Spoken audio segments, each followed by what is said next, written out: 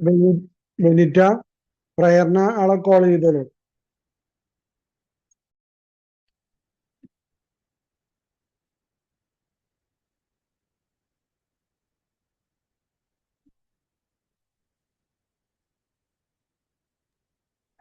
Prayer സോങ്ങിനല്ലേ? Prayer സോങ്ങിന് ആളെ വിളിച്ചു. Prayer സോങ്ങിനായി Mrs Marina Joy ആന്റിയെ ക്ഷണിക്കുന്നു.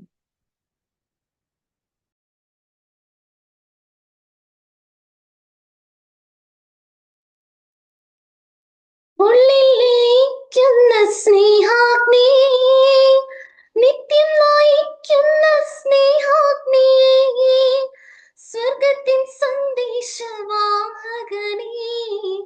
ആത്മാവെ വാഴ്ത്തുന്നു ഞങ്ങളങ്ങേ. ഉള്ളിൽ ലയിക്കുന്ന സ്നേഹാഗ്നി, നിത്യം നയിക്കുന്ന സ്നേഹാഗ്നി, സ്വർഗത്തിൻ സന്ദേശവാഹകനേ, ആത്മാവെ വാഴ്ത്തുന്നു ഞങ്ങളങ്ങേ. അഭിഷേകം ചെയ്യണമേ, ഞങ്ങളിൽ നിറയണമേ, അഭിഷേകം ചെയ്യണമേ, നിന്റേതായി മാറ്റണമേ, അഭിഷേകം ചെയ്യണമേ, ഞങ്ങളിൽ നിറയണമേ, അഭിഷേകം ചെയ്യണമേ, നിന്റേതായി മാറ്റണമേ. ഉള്ളിൽ ലയിക്കുന്ന സ്നേഹാഗ്നി, നിത്യം നയിക്കുന്ന സ്നേഹാഗ്നി, സ്വർഗത്തിൻ സന്ദേശവാഹകനേ, ആത്മാവെ വാഴ്ത്തുന്നു ഞങ്ങളങ്ങേ. പാപത്തിൻ ബോധ്യമതേകിടുവാൻ, നീതിയും ന്യായവും നൽകിടുവാൻ, പാപത്തിൻ ബോധ്യമതേകിടുവാൻ,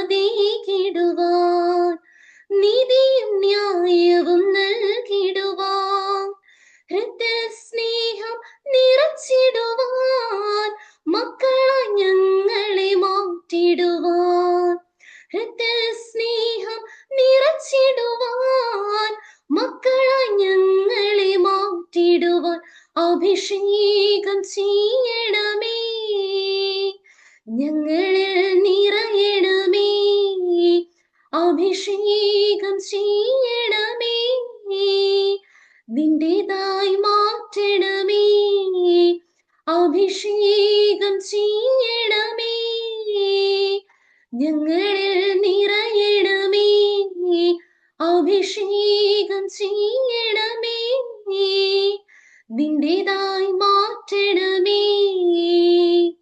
ഉള്ളിൽ ലയിക്കുന്ന സ്നേഹാഗ്നി, നിത്യം നയിക്കുന്ന സ്നേഹാഗ്നി, സ്വർഗത്തിൻ സന്ദേശവാഹകനേ, ആത്മാവെ വാഴ്ത്തുന്നു ഞങ്ങളങ്ങേ. ബൈബിൾ വായനയ്ക്കും പ്രാർത്ഥനയ്ക്കുമായി പുഷ്പ ആന്റിയെ ക്ഷണിക്കുന്നു. അപ്പസ്തോല പ്രവർത്തനങ്ങൾ 2-ാം അധ്യായം 1 മുതൽ 6 വരെയുള്ള വചനങ്ങൾ. പെന്തക്കുസ്ത ദിനം സമാഗതമായപ്പോൾ അവരെല്ലാവരും ഒരുമിച്ച് കൂടിയിരിക്കുകയായിരുന്നു. കൊടുങ്കാറ്റടിക്കുന്നത് പോലെയുള്ള ഒരു ശബ്ദം പെട്ടെന്ന് ആകാശത്തു നിന്നുണ്ടായി. അത് അവർ സമ്മേളിച്ചിരുന്ന വീട് മുഴുവൻ നിറഞ്ഞു. അഗ്നിജ്വാലകൾ പോലുള്ള നാവുകൾ തങ്ങൾ ഓരോരുത്തരുടെയും മേൽ വന്നു നിൽക്കുന്നതായി അവർ കണ്ടു. അവരെല്ലാവരും പരിശുദ്ധാത്മാവിനാൽ നിറഞ്ഞു. ആത്മാവ് കൊടുത്ത ഭാഷണവരമനുസരിച്ച് അവർ വിവിധ ഭാഷകളിൽ സംസാരിക്കാൻ തുടങ്ങി. ആകാശത്തിന് കീഴിലുള്ള സകല ജനപദങ്ങളിലും നിന്ന് വന്ന ഭക്തരായ യഹൂദർ ജെറുസലേമിൽ ഉണ്ടായിരുന്നു.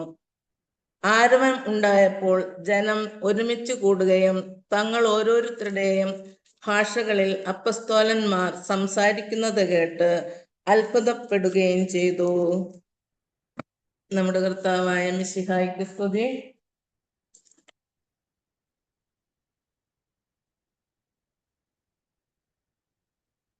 സ്നേഹപിതാവായ ദൈവമേ, ഞങ്ങൾ അങ്ങയെ സ്തുതിക്കുന്നു, ആരാധിക്കുന്നു, നന്ദി അർപ്പിക്കുന്നു. പല സ്ഥലങ്ങളിലായിരിക്കുന്ന ഞങ്ങൾ ഓരോരുത്തരെയും ഒരുമിച്ച് കൂട്ടിയ അവിടുത്തെ അനന്ത കാരുണ്യത്തിനായി ഞങ്ങൾ അങ്ങേക്ക് നന്ദി പറയുന്നു. ഈശോയെ, Kerala region Latin bishops council കെരിഗ്മയിലൂടെ അവരുടെ മതബോധന അധ്യാപകരെയും വിശ്വാസ പരിശീലകരെയും പരിശീലനം നൽകുവാൻ ഒരുക്കിയിരിക്കുന്ന ഈ സംരംഭത്തെ അങ്ങയുടെ തിരുക്കരങ്ങളിൽ സമർപ്പിച്ച് ഇതിന്റെ വിജയത്തിനായി ഏക മനസ്സോടെ അങ്ങയോട് ഞങ്ങൾ പ്രാർത്ഥിക്കുന്നു. ഇതിനായി പ്രവർത്തിക്കുന്ന ഞങ്ങളുടെ എല്ലാ റിസോഴ്സ് പേഴ്സണെയും കോർഡിനേറ്റേഴ്സിനെയും അവിടുന്ന് അനുഗ്രഹിക്കണമേ. ഇതിൽ പങ്കെടുക്കുന്ന എല്ലാ അംഗങ്ങളെയും പരിശുദ്ധാത്മാവിന്റെ നിറവ് നൽകി എല്ലാ കാര്യങ്ങളും ഗ്രഹിക്കാനും അത് മറ്റ് അനേകരിലേക്ക് പകർന്നു കൊടുക്കുവാനുമുള്ള കൃപാവരങ്ങൾ നൽകി അനുഗ്രഹിക്കണമേ.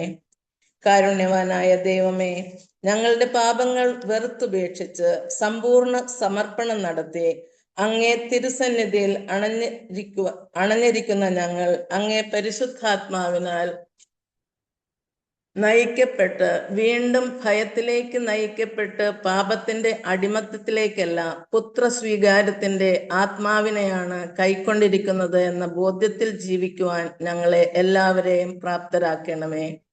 ഞങ്ങൾക്ക് അങ്ങയുടെ പരിശുദ്ധാത്മാവിന്റെ സ്നേഹം അനുഭവിച്ചറിഞ്ഞ് ആ സ്നേഹം മറ്റുള്ളവരിലേക്ക് പകർന്നു നൽകുന്നവരാകണമെന്ന് പ്രാർത്ഥിക്കുന്നു. അമ്മേ മാതാവേ, ഈ സംരംഭത്തിന്റെ വിജയത്തിനായി മാധ്യസ്ഥം വഹിക്കണമേ. തിരുക്കുടുംബത്തിന്റെ പാലകനായ വിശുദ്ധ ഔസേപ്പിതാവേ, ഞങ്ങൾക്ക് വേണ്ടി അപേക്ഷിക്കണമേ. നിത്യം പിതാവും പുത്രനും പരിശുദ്ധാത്മാവുമായ സർവേശ്വര, ആമേൻ. മിസ്സിയോ മധ്യസ്ഥ പ്രാർത്ഥന. സ്നേഹപിതാവായ ദൈവമേ, അങ്ങയുടെ പ്രിയപുത്രനായ ഈശോ മിശിഹ ഞങ്ങൾക്ക് നേടിത്തന്ന രക്ഷയുടെ സ്വാതന്ത്ര്യവും ദൈവരാജ്യ അനുഭവവും മറ്റുള്ളവരുമായി പങ്കുവയ്ക്കുവാൻ ഞങ്ങളെ തിരഞ്ഞെടുത്തതിനെ ഓർത്ത് അങ്ങേക്ക് ഞങ്ങൾ നന്ദി പറയുന്നു. ലോകമെമ്പാടുമുള്ള മിസ്സിയോ കുടുംബങ്ങളെയും എല്ലാ ഉപകാരികളെയും ആത്മീയ വരങ്ങളാലും ഭൗതിക നന്മകളാലും നിറയ്ക്കണമെന്ന് ഞങ്ങൾ പ്രാർത്ഥിക്കുന്നു. മിസ്സിയോ ടീം നയിക്കുന്ന വിവിധ കോഴ്സുകളെയും ജീവകാരുണ്യ പ്രവർത്തനങ്ങളെയും അവിടുന്ന് ആശീർവദിക്കണമേ. സഭയുടെ ഏക ദൗത്യമായ സുവിശേഷ പ്രഘോഷണം ഹൃദയത്തിലേറുന്ന തീഷ്ണമതികളായ ധാരാളം മിഷണറിമാരെ ഒരുക്കുവാൻ മിസ്സിയോ ടീമിനെ സഹായിക്കണമേ. നിത്യം പിതാവും പുത്രനും പരിശുദ്ധാത്മാവുമായ സർവേശ്വര, ആമേൻ. സ്വർഗസ്ഥനായ ഞങ്ങളുടെ പിതാവേ, അങ്ങയുടെ നാമം പൂജിതമാകണമേ. അങ്ങയുടെ രാജ്യം വരണമേ. അങ്ങയുടെ തിരുമനസ് സ്വർഗത്തിലെ പോലെ ഭൂമിയിലുമാകണമേ. അന്നു വേണ്ട ആഹാരം ഇന്ന് ഞങ്ങൾക്ക് തരണമേ. ഞങ്ങളോട് തെറ്റ് ചെയ്യുന്നവരോട് ഞങ്ങൾ ക്ഷമിക്കുന്നത് പോലെ ഞങ്ങളുടെ തെറ്റുകൾ ഞങ്ങളോടും ക്ഷമിക്കണമേ. ഞങ്ങളെ പ്രലോഭനത്തിൽ ഉൾപ്പെടുത്തരുതേ, തിന്മയിൽ നിന്ന് ഞങ്ങളെ രക്ഷിച്ചു കൊള്ളണമേ. ആമേൻ. നന്മ നിറഞ്ഞ മറിയമേ സ്വസ്തി, കർത്താവ് അങ്ങയോടുകൂടെ സ്ത്രീകളിൽ അങ്ങ് അനുഗ്രഹിക്കപ്പെട്ടവളാവുന്നു. അങ്ങയുടെ ഉദരത്തിൻ ഫലമായ ഈശോ അനുഗ്രഹിക്കപ്പെട്ടവനാവുന്നു. പരിശുദ്ധ മറിയമേ തമ്പുരാന്റെ അമ്മേ, പാപികളായ ഞങ്ങൾക്ക് വേണ്ടി ഇപ്പോഴും ഞങ്ങളുടെ മരണസമയത്തും തമ്പുരാനോട് അപേക്ഷിച്ചു കൊള്ളണമേ. ആമേൻ. പിതാവിനും പുത്രനും പരിശുദ്ധാത്മാവിനും സ്തുതി. ഈശോ മിശിഹായ്ക്ക് സ്തുതിയായിരിക്കട്ടെ. വിശുദ്ധ പൗലോസ് ശ്ലീഹ കൊരിന്തോസുകാർക്ക് എഴുതിയ 1-ാം ലേഖനം 2-ാം അധ്യായം 9 മുതൽ 10 വരെയുള്ള വാക്യങ്ങളിൽ ഇങ്ങനെ പറയുന്നു: എഴുതപ്പെട്ടിരിക്കുന്നത് പോലെ ദൈവം തന്നെ സ്നേഹിക്കുന്നവർക്കായി സജ്ജീകരിച്ചിരിക്കുന്നവ കണ്ണുകൾ കാണുകയോ ചെവികൾ കേൾക്കുകയോ മനുഷ്യ മനസ്സ് ഗ്രഹിക്കുകയോ ചെയ്തിട്ടില്ല. എന്നാൽ നമുക്ക് ദൈവം അതെല്ലാം ആത്മാവ് മുഖേന വെളിപ്പെടുത്തി തന്നിരിക്കുന്നു. എന്തെന്നാൽ ആത്മാവ് എല്ലാ കാര്യങ്ങളും ദൈവത്തിന്റെ നിഗൂഢ രഹസ്യങ്ങൾ പോലും അന്വേഷിച്ച് കണ്ടെത്തുന്നു. നമ്മുടെ ജീവിതത്തിലെ നിഗൂഢ രഹസ്യങ്ങൾ പോലും പരിശുദ്ധാത്മാവ് നമുക്ക് വെളിപ്പെടുത്തി തരുന്നു. ആ പരിശുദ്ധാത്മാവിനാൽ നിറയുന്നതിനും പഠിക്കുന്നതിനും പ്രഘോഷിക്കുന്നതിനുമായി മിസ്സിയോ ടീം ഒരുക്കുന്ന ഈ കെരിഗ്മ കോഴ്സിലേക്ക് നിങ്ങളെ ഏവരെയും സ്നേഹപൂർവ്വം സ്വാഗതം ചെയ്യുന്നു. ആദ്യമായി പ്രാരംഭഗാനവും മനോഹരമായി ആലപിച്ച മരീന ജോയ് ആന്റിയെയും തിരുവചന വായനയിലൂടെയും പ്രാർത്ഥനയിലൂടെയും നമ്മെ നയിച്ച പുഷ്പ ആന്റിയെയും ഏറെ സ്നേഹത്തോടും പ്രാർത്ഥനയോടും കൂടി നന്ദി പറയുന്നു. അടുത്തതായി നമ്മുടെ മിസ്സിയോ കുടുംബത്തിന്റെ ആത്മീയ പിതാവും ഷിക്കാഗോ രൂപതയുടെ അധികാരിയുമായ മാർ ജോയ് ആലപ്പാട് പിതാവിനെയും നമ്മുടേക്ക് സമാപന സന്ദേശവും ആശീർവാദവും നൽകാനായി എത്തിച്ചേർന്നിരിക്കുന്ന ഫാദർ ജിജു അരക്കത്തറ അച്ഛനെയും ഏറെ സ്നേഹ ബഹുമാനത്തോടെ ഈ ഓൺലൈൻ കൂട്ടായ്മയിലേക്ക് സ്വാഗതം ചെയ്യും. നമ്മെ എല്ലാവരെയും ദൈവത്തോടൊപ്പം ആയിരിക്കാൻ പ്രോത്സാഹിപ്പിക്കുന്ന ആലിസ് കുട്ടി ആന്റിയെയും ആന്റിയോടൊപ്പം തന്നെ മിസിയോ ടീമിന്റെ വളർച്ചയ്ക്കായി പ്രവർത്തിക്കുന്ന റിസോഴ്സ് ടീം അംഗങ്ങൾ, കോർഡിനേറ്റേഴ്സ്, മെന്റേഴ്സിനെയും ഇന്നത്തെ ഈ സെഷനിൽ പങ്കെടുക്കുവാൻ തിരക്കുകളെല്ലാം മാറ്റിവെച്ച് താല്പര്യപൂർവ്വം ഈ ഓൺലൈൻ കൂട്ടായ്മയിലേക്ക് എത്തിച്ചേർന്നിരിക്കുന്ന നിങ്ങൾ ഓരോരുത്തരെയും സ്വാഗതം ചെയ്യുന്നു. അടുത്തതായി പ്രൊക്ലമേഷന് ടോമിസിൻ പുല്ലങ്കാവിൽ അങ്കിളിനെ സ്വാഗതം ചെയ്യുന്നു. ഈശോമിശിഹായിക്ക് സ്തുതിയായിരിക്കട്ടെ. ഈശോയിൽ ഏറ്റവും സ്നേഹിക്കപ്പെടുന്ന എൻ്റെ പ്രിയപ്പെട്ട സഹോദരങ്ങളെ, പരിശുദ്ധാത്മാവിനെ കുറിച്ച് ചിന്തിക്കുമ്പോൾ നമുക്ക് ഒത്തിരി അധികം കാര്യങ്ങൾ നമ്മുടെ മനസ്സിലേക്ക് കടന്നു വരുന്നുണ്ട്. ഞാൻ ആദ്യമായിട്ടൊരു കുഞ്ഞു കഥ വായിച്ച ഒരു കഥ നിങ്ങളോട് പറഞ്ഞുകൊണ്ട് തുടങ്ങാൻ ആഗ്രഹിക്കുകയാണ്. ഈശോ മരിച്ച് ഉത്ഥാനം ചെയ്ത് സ്വർഗാരോഹണത്തിന് ശേഷം പിതാവിന്റെ സന്നിധിയിലെത്തി ആകെ വിഷണ്ണനായിട്ട് മ്ലാനവദനായിട്ട് അങ്ങോട്ടും ഇങ്ങോട്ടും നടക്കുന്നത് പിതാവ് കാണുകയും, മകനെ, നിന്നെ ഞാൻ ഏൽപ്പിച്ച ദൗത്യമെല്ലാം പൂർത്തിയാക്കി, എത്ര കാലത്തിന് ശേഷമാണ് നീ എൻ്റെ അടുക്കിലേക്ക് മടങ്ങി വരുന്നത്? നീ എന്താണ് സന്തോഷമില്ലാതെ ഇരിക്കുന്നത്? എനിക്ക് എത്രയോ സന്തോഷമാണ്, നിന്നെ ഇത്ര കാലം കൂടി കാണാൻ സാധിച്ചതിൽ എനിക്ക് എത്രയോ സന്തോഷമാണെന്നൊക്കെ പറഞ്ഞ് പിതാവ് പുത്രനോട് സംസാരിക്കുന്നു. അപ്പൊ പുത്രൻ തൻ്റെ ആ മൗനവും പ്രയാസവും ഒക്കെ മുഖത്ത് കാണിച്ചുകൊണ്ട് പിതാവിനോട് പറയുക, പിതാവേ, ഞാൻ ഭൂമിയിൽ ഏതാനും പേരെ വിട്ടിട്ടാണ് വന്നിരിക്കുന്നത് എന്ന് പിതാവിനോട് പറയുക. അപ്പൊ പിതാവിന് ആ വിഷമമൊക്കെ മനസ്സിലായി. എന്നിട്ട് ഈശോയോട് ചോദിക്കുകയാണ്, നീ ഭൂമിയിൽ വിട്ടിട്ട് വന്നവർക്ക് വേണ്ടി നീ എന്താണ് ഇനി ചെയ്യാനുള്ളത്? അവർക്ക് വേണ്ടി ചെയ്യാനുള്ളതെല്ലാം നീ ചെയ്ത് കഴിഞ്ഞില്ലേ എന്ന് പിതാവ് പുത്രനോട് ചോദിക്കുന്നു. അപ്പോ ഈശോ പിതാവിനോട് പറയുക, പിതാവേ, ഞാൻ അവർക്ക് ഒരു വാഗ്ദാനം കൊടുത്തിട്ടാണ് പോന്നത്. അവരെല്ലാവരും ബലഹീനരാണ്, അവരെല്ലാവരും വീണുപോയേക്കാവുന്നവരാണ്. അവർക്ക് ശരിയായ ചിന്തകളോ ശരിയായിട്ടുള്ള ആ മാർഗനിർദ്ദേശങ്ങളോ കൊടുക്കേണ്ടതിന്റെ ഒരു ആവശ്യകതയുണ്ട് എന്നൊക്കെ പറഞ്ഞ് ഈശോ പിതാവിന്റെ മുമ്പിൽ വീണ്ടും അവരെ ന്യായീകരിച്ച് പറയുക. അപ്പൊ പിതാവ് പുത്രനോട് ചോദിക്കുകയാണ്, മകനെ, നീ ഇനി അവർക്ക് എന്താണ് ചെയ്തു കൊടുക്കാനുള്ളത്? നീ നിന്നെ തന്നെ ബലിയായി അവർക്ക് വേണ്ടി നൽകിയില്ലേ? നീ നിന്നെ തന്നെ കീറി മുറിച്ച് അവർക്ക് ഭക്ഷണമായി നൽകിയില്ലേ? പിന്നെ ഇനിയും കൂടുതലായിട്ട് നീ എന്താണ് കൊടുക്കാനുള്ളത് എന്ന് ചോദിക്കുമ്പോൾ പിതാവിനോട് ഈശോ പറയുക, പിതാവേ, അങ്ങയുടെ ആത്മാവിൽ നിന്ന് ഒരു പങ്ക് നൽകണമേ. പ്രിയപ്പെട്ട ശിഷ്യന്മാർക്ക് ആത്മാവിനാലുള്ള സ്നാനം നൽകാമെന്ന് ഞാൻ വാഗ്ദാനം ചെയ്തിട്ടുണ്ട്. അങ്ങനെ പറഞ്ഞുകൊണ്ട് പിതാവിനോട് അപേക്ഷിച്ച് പിതാവിൽ നിന്ന് പരിശുദ്ധാത്മാവിനെ, ആത്മാവിന്റെ പങ്ക് സ്വീകരിച്ച് ഭൂമിയിൽ പ്രാർത്ഥിച്ചു കൊണ്ടിരുന്ന ശിഷ്യരുടെ മേല് പരിശുദ്ധാത്മാവിനെ വർഷിച്ചു എന്ന് ആ ആർട്ടിക്കിൾ എഴുതി വെച്ചിരിക്കുകയാണ്. ഒരുപക്ഷെ യോഹന്നാന്റെ സുവിശേഷത്തിൽ 14-ാം അധ്യായത്തിന്റെ 16-ാമത്തെ വാക്യം, ഞാൻ പിതാവിനോട് അപേക്ഷിക്കുകയും എന്നേക്കും നിങ്ങളോട് കൂടി ആയിരിക്കാൻ മറ്റൊരു സഹായകനെ അവിടുന്ന് നിങ്ങൾക്ക് തരികയും ചെയ്യും എന്നുള്ള വചനം ധ്യാനിച്ച് എഴുതിയതായിരിക്കണം ഒരുപക്ഷെ. അദ്ദേഹം പറയുക, 9 ദിവസം എടുത്തു യേശുവിന്റെ ഈ മധ്യസ്ഥ പ്രാർത്ഥനയ്ക്ക്. അതിനുശേഷം ഭൂമിയിലേക്ക് പരിശുദ്ധാത്മാവിന്റെ വലിയൊരു ഇരമ്പലോടുകൂടി സെഹ്യോനോട്ടുശാലയിൽ പ്രാർത്ഥിച്ചുകൊണ്ടിരുന്ന ശിഷ്യരുടെ മേല് പരിശുദ്ധാത്മാവ് ആവസിക്കുന്നത്, അഗ്നിനാവുകളുടെ രൂപത്തിൽ ആവസിക്കുന്നത് പിന്നീട് നമ്മൾ കാണുക. അതൊരു അത്ഭുതമാണ്. അതിനുശേഷം ധൈര്യം സ്വീകരിച്ച, ധൈര്യം എന്താ പറയാ പ്രാപിച്ചതായ ശിഷ്യര് നാലുപാടും ഓടി നടന്ന് സുവിശേഷം പ്രസംഗിക്കുന്നതും അന്നേ ദിവസം തന്നെ 3000 പേരോളം സഭയിൽ അംഗങ്ങളായിത്തീരുന്നതുമൊക്കെ നമ്മുടെ മുമ്പിൽ പിന്നീട് അത്ഭുതമാണ്. കാരണം പേടിച്ചരണ്ട് നാലുപാടും ചിതറിപ്പോയ ശിഷ്യര് പരിശുദ്ധാത്മ ആഗമനത്തിന് ശേഷം അവരുടെ ശക്തി വർദ്ധിക്കുന്നതായിട്ട് നമ്മൾ കാണുന്നുണ്ട്. നമുക്കറിയാം, അപ്പസ്തോല പ്രവർത്തനങ്ങളില് 1-ാം അധ്യായത്തിന്റെ 3-ാമത്തെ വാക്യത്തിൽ നോക്കിയാൽ നമുക്കറിയാൻ സാധിക്കും, പീഡാനുഭവത്തിന് ശേഷം 40 ദിവസത്തേക്ക് യേശു അവരുടെ ഇടയിൽ പ്രത്യക്ഷനായി ദൈവരാജ്യത്തെ കുറിച്ച് പഠിപ്പിച്ചു. അങ്ങനെ അവൻ അവർക്ക് വേണ്ടത്ര തെളിവുകൾ നൽകിക്കൊണ്ട് ജീവിക്കുന്നവനായി പ്രത്യക്ഷപ്പെട്ടു എന്ന് വചനം പറയുന്നുണ്ട്. ആ വചനത്തിന്റെ മുമ്പോട്ട് നമ്മൾ വായിക്കുമ്പോൾ നമുക്ക് മനസ്സിലാക്കും, ഈശോ ശിഷ്യരോട് പറയുക, അവരോടൊപ്പം ഭക്ഷണത്തിനിരിക്കുമ്പോൾ കൽപ്പിച്ചു, നിങ്ങൾ ജെറുസലേം വിട്ടു പോകരുത്, എന്നിൽ നിന്ന് നിങ്ങൾ കേട്ട പിതാവിന്റെ വാഗ്ദാനം കാത്തിരിക്കുവിൻ എന്ന് പറയുകയാണ്. ഇതെല്ലാം കേട്ടതിന് ശേഷം ശിഷ്യര് 6-ാമത്തെ വാക്യം നമ്മൾ നോക്കുമ്പോൾ അവര് ഒരുമിച്ചായിരിക്കുമ്പോ യേശുവിനോട് അവർ ചോദിക്കുകയാണ്, കർത്താവെ, അവിടുന്ന് ഇസ്രായേലിന്റെ രാജ്യം പുനഃസ്ഥാപിച്ചു നൽകുന്നത് ഇപ്പോഴാണോ എന്ന് പറഞ്ഞാല് ഈശോ അവർക്ക് ഒരു 3 വർഷത്തെ ഡിഗ്രി കോഴ്സ് കൂടെ നടന്നവരെ പഠിപ്പിച്ച ഒരു കാലം, അതിനുശേഷം 40 ദിവസം അവർക്ക് ഒരു ഇന്റൻസീവ് കോഴ്സ് കൂടെ കൊടുത്തതിന് ശേഷം ദൈവരാജ്യത്തെ കുറിച്ച് അവരെ പഠിപ്പിച്ച് അവർക്ക് വേണ്ടത്ര തെളിവുകൾ നൽകിയതിനു ശേഷം ഈശോ അവരോട് പരിശുദ്ധാത്മാവിന്റെ ആഗമനത്തെ കുറിച്ച് പറയുക. ശിഷ്യർക്ക് അതൊന്നും മനസ്സിലാവുന്നില്ല. പാവങ്ങള് അതൊന്നും മനസ്സിലാക്കാനുള്ള കഴിവ്, ശക്തി അവർക്കില്ലാത്തതുപോലെ തോന്നുന്നു. എന്നിട്ട് 6-ാം വാക്യത്തിൽ പറയുന്നത് ഇപ്രകാരമാ, ഒരുമിച്ച് കൂടിയിരിക്കുമ്പോൾ അവർ അവനോട് ചോദിച്ചു, കർത്താവെ, അവിടുന്ന് ഇസ്രായേലിന് രാജ്യം പുനഃസ്ഥാപിച്ചു നൽകുന്നത് ഇപ്പോഴാണോ?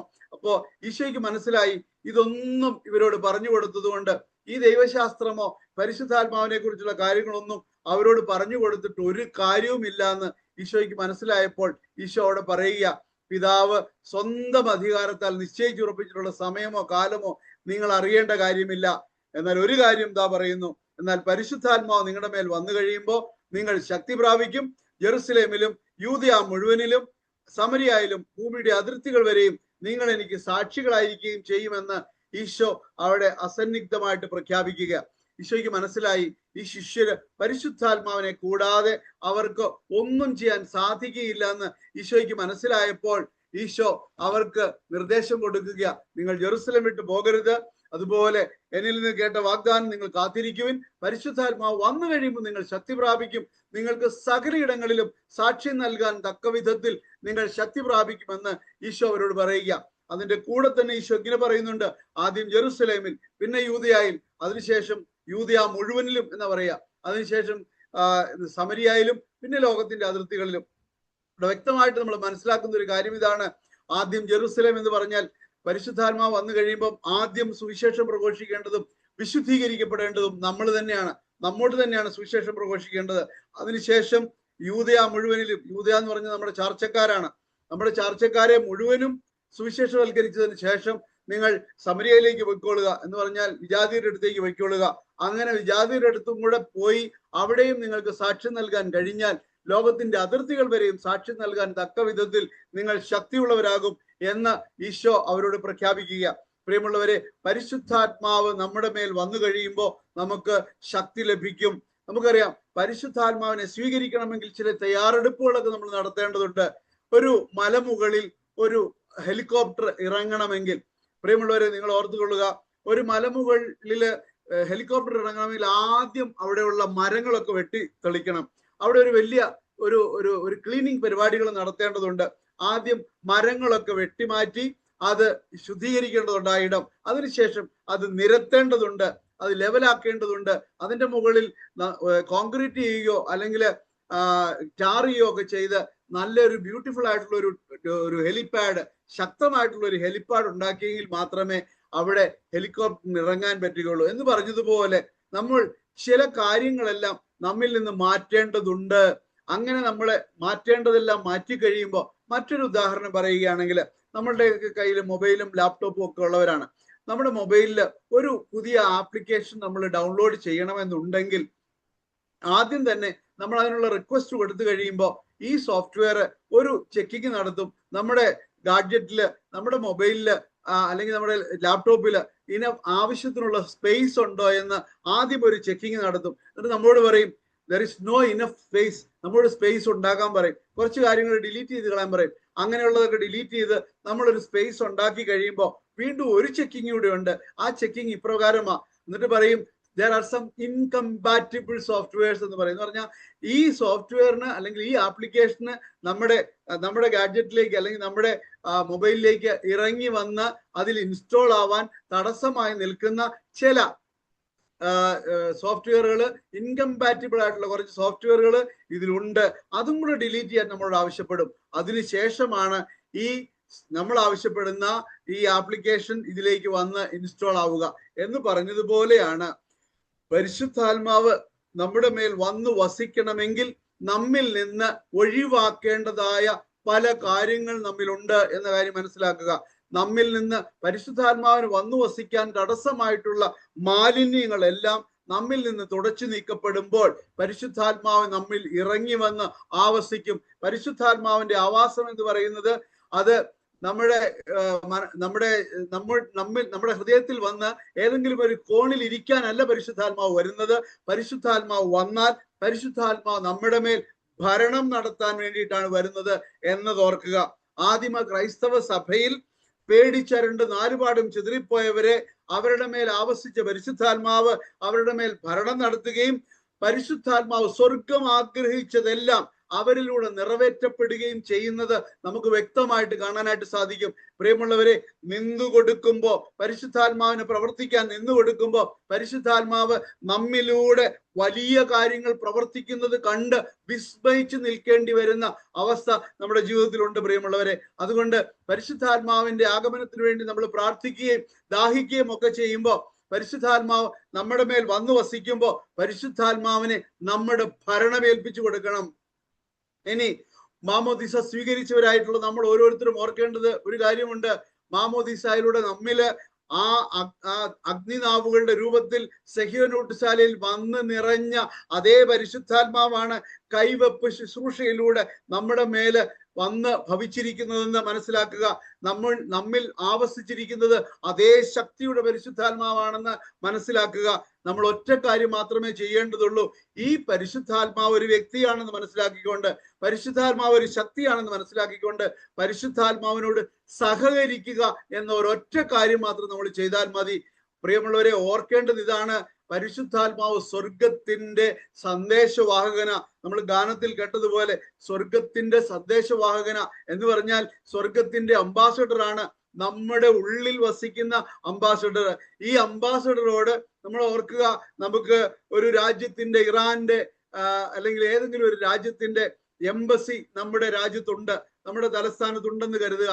ആ എംബസിയുമായിട്ട് അല്ലെങ്കിൽ അവിടുത്തെ അംബാസഡർമാരുമായിട്ട് നമുക്ക് നയതന്ത്ര ബന്ധമൊന്നുമില്ലെങ്കിൽ നമ്മുടെ രാജ്യത്തിന് ആ രാജ്യവുമായിട്ട് ഒരു ബന്ധവും ഇല്ലാതെ ആയി പോകും എന്നതുപോലെ തന്നെ. എന്നാൽ എംബസി ഉണ്ടോ എന്ന് ചോദിച്ചാൽ അവിടെ ഉണ്ട്, നയതന്ത്ര ബന്ധമുണ്ടോ എന്ന് ചോദിച്ചാൽ ഇല്ല എന്ന് പറഞ്ഞതുപോലെയാണ് നമ്മിൽ പരിശുദ്ധാത്മാവ് ഉണ്ട്. നയതന്ത്ര ബന്ധമുണ്ടോ എന്ന് ചോദിച്ചാൽ ഇല്ല. കാരണം സ്വർഗവുമായുള്ള നമ്മുടെ ബന്ധം നിലനിർത്തണമെങ്കിൽ പരിശുദ്ധാത്മാവിന് നമ്മിൽ ഭരണം നടത്തത്തക്ക വിധത്തിൽ നമ്മുടെ ആത്മാവും പരിശുദ്ധാത്മാവും ഒന്നായിരിക്കണം. അതാണ് റോമർക്കെഴുതിയ ലേഖനത്തില് 8-ാം അധ്യായത്തിന്റെ 16-ാമത്തെ വാക്യം പറയുന്നത് ഇപ്രകാരമാണല്ലോ: ഈ ആത്മാവ് നമ്മുടെ ആത്മാവോട് ചേർന്ന് നമ്മൾ ദൈവമക്കളാണെന്ന് സാക്ഷ്യം നൽകുമെന്ന്. പ്രിയമുള്ളവരെ, നമ്മൾ ദൈവമക്കളാണെന്ന് സാക്ഷ്യം നൽകണമെങ്കിൽ ഈ ആത്മാവ് നമ്മുടെ ആത്മാവോട് ഒട്ടിച്ചേർന്നിരിക്കണം. ഈ ആത്മാവ് എന്ന് പറഞ്ഞാൽ പരിശുദ്ധാത്മാവ്, നമ്മുടെ ആത്മാവ് എന്ന് പറഞ്ഞാൽ മനുഷ്യാത്മാവ്. മനുഷ്യാത്മാവാണ് പരിശുദ്ധാത്മാവിൽ നിന്ന് വേർപെട്ടു പോയിരിക്കുന്നത് എന്നത് ഓർക്കുക.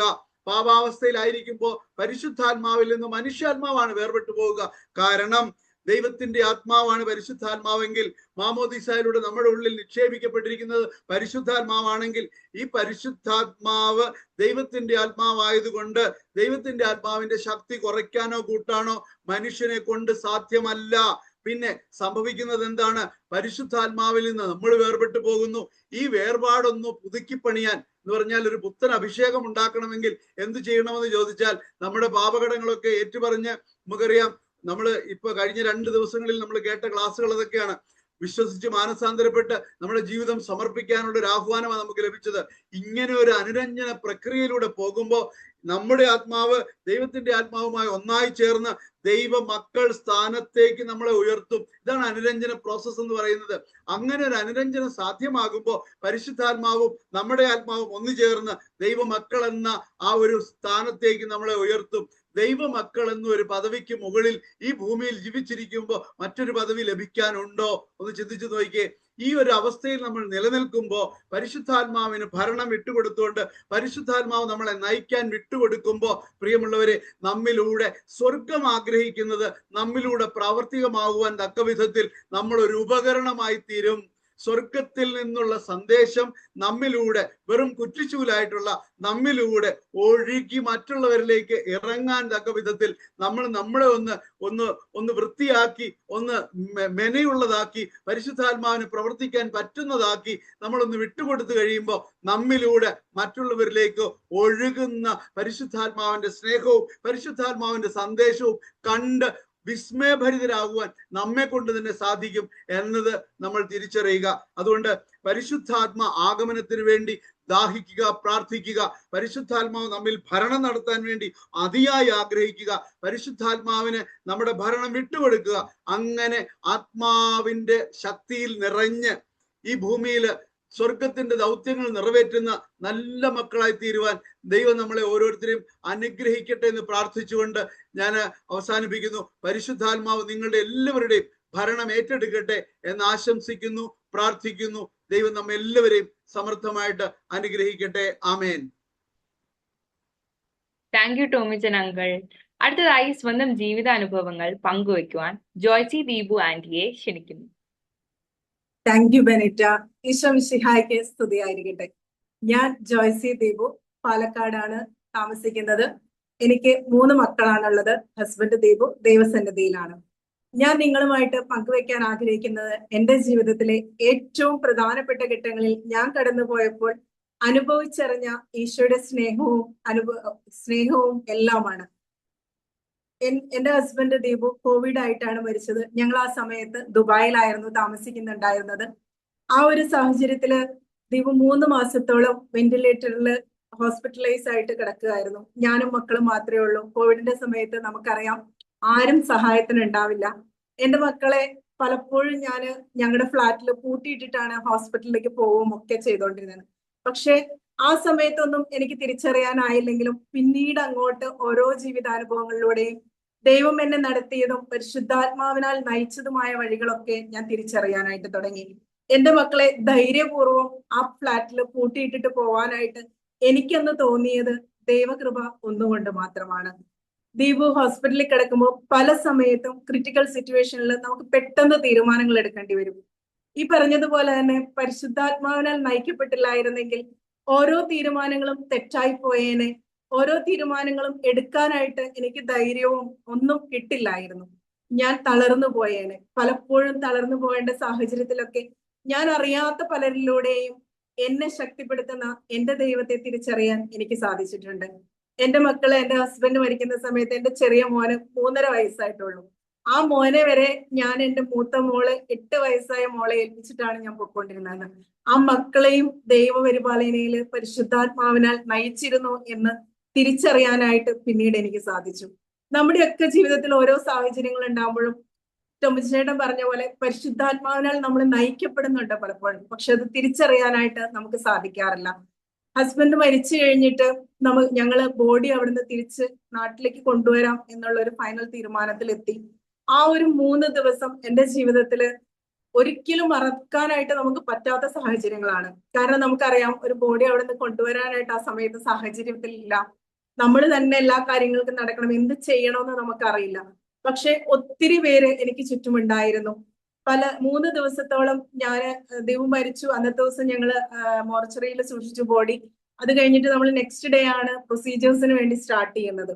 അപ്പോ പ്രൊസീജിയേഴ്സിന് വേണ്ടി പോകുമ്പോഴും എന്നോട് പോലീസ് സ്റ്റേഷനിൽ നമ്മൾ ഓരോ കാര്യങ്ങൾക്ക് നമ്മൾക്ക് ഒത്തിരി ഗവൺമെന്റ് ഓഫീസുകളിൽ കയറി ഇറങ്ങണം നമ്മൾ അവിടെ. അന്നത്തെ ദിവസം രാവിലെ തന്നെ ഞാൻ വീട്ടിൽ നിന്ന് ഇറങ്ങി ഞങ്ങൾ പോകുമ്പോൾ അവിടെ ചെന്ന് കഴിഞ്ഞപ്പോഴും അവരെന്നോട് പറഞ്ഞത് 10% പോലും ഒരു പ്രതീക്ഷയും വെക്കണ്ട, കൊണ്ടുപോകാൻ പറ്റും എന്നുള്ള കാര്യത്തില്. എന്നാലും നിങ്ങളുടെ ഒരു ഇതിനു വേണ്ടിയിട്ട് നമുക്ക് ശ്രമിക്കാം എന്നുള്ളത് മാത്രമാണ് അവർ നമ്മളോട് പറയുന്നത്. അപ്പോഴും ഞാൻ അവരോട് ശാന്തമായിട്ടാണ് ഓക്കെ നമുക്ക് പ്രൊസീഡ് ചെയ്യാം എന്ന് പറയുന്നത്. പക്ഷെ ഇന്ന് തിരിഞ്ഞു നോക്കുമ്പോൾ എനിക്കറിയാം ആ ശാന്തത മുഴുവനും പരിശുദ്ധാത്മാവിനാൽ നിറഞ്ഞത് കൊണ്ട് മാത്രമാണ് എനിക്ക് കൈവരിക്കാൻ സാധിച്ചതെന്ന്. ഒരു പ്രക്ഷോഭമോ അല്ലെങ്കിൽ ഒരു കരച്ചിലോ ബഹളോ ഒന്നുമില്ലാതെ ഓരോ കാര്യങ്ങളും കറക്റ്റായിട്ട് എന്താ പറയാ, ഒന്ന് കഴിയുമ്പോൾ നമ്മൾ ഓരോ ഓഫീസിൽ നിന്ന് അടുത്ത ഓഫീസിലേക്ക് പോകണം. എനിക്ക് അവിടുന്ന് നാട്ടിലേക്ക് ഞാൻ തിരിച്ചു വരുമ്പോൾ അവിടുത്തെ ബാക്കി കാര്യങ്ങൾ ചെയ്യാനായിട്ട് കോർട്ടിൽ പോയി നമ്മൾ പവർ ഓഫ് അറ്റോർണി ഒക്കെ കൊടുത്തിട്ട് വരാനായിട്ട് തിരിച്ച് നാട്ടിലേക്ക്. അപ്പൊ ആ ഒരു സമയത്ത് എന്റെ കസിൻ ബ്രദർ ഉണ്ട്, അവനാണ് നമ്മളത് കൊടുക്കേണ്ടതൊക്കെ.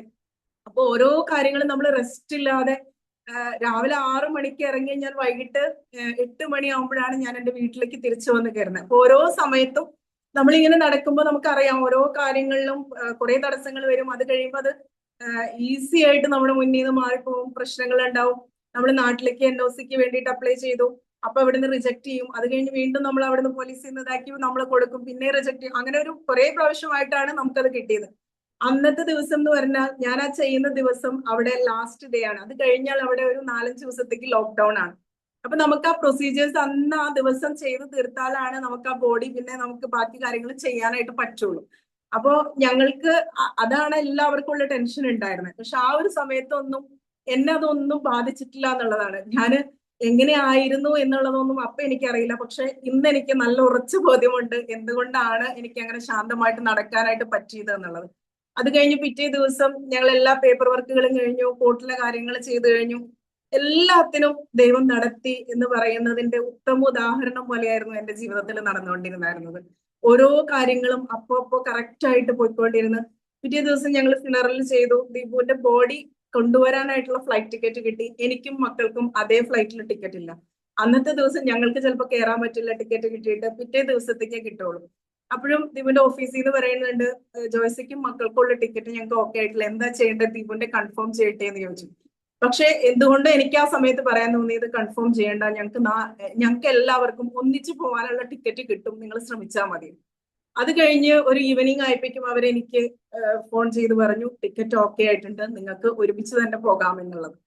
അതുപോലെ തന്നെയാണ് ഞങ്ങൾ നാട്ടിൽ വന്നു കഴിഞ്ഞിട്ടും ഞങ്ങളുടെ ജീവിതത്തിൽ ഉണ്ടായ കാര്യങ്ങൾ. നമ്മൾ അത്രയും നാളും അവിടെ നിന്ന് പെട്ടെന്ന് നാട്ടിലേക്ക് ഞാനും മക്കളും ഷിഫ്റ്റ് ആയി. മക്കൾക്ക് സാഹചര്യങ്ങളായിട്ട് പൊരുത്തപ്പെട്ടു പോകാനുള്ള ബുദ്ധിമുട്ടുകൾ, അവരിവിടെ അഡ്ജസ്റ്റ് ചെയ്യണം, അവരുടെ അപ്പയെ നഷ്ടപ്പെട്ട വേദന, മോനോട് പറഞ്ഞാൽ മനസ്സിലാവില്ല അവൻ എന്താന്നുള്ളത്.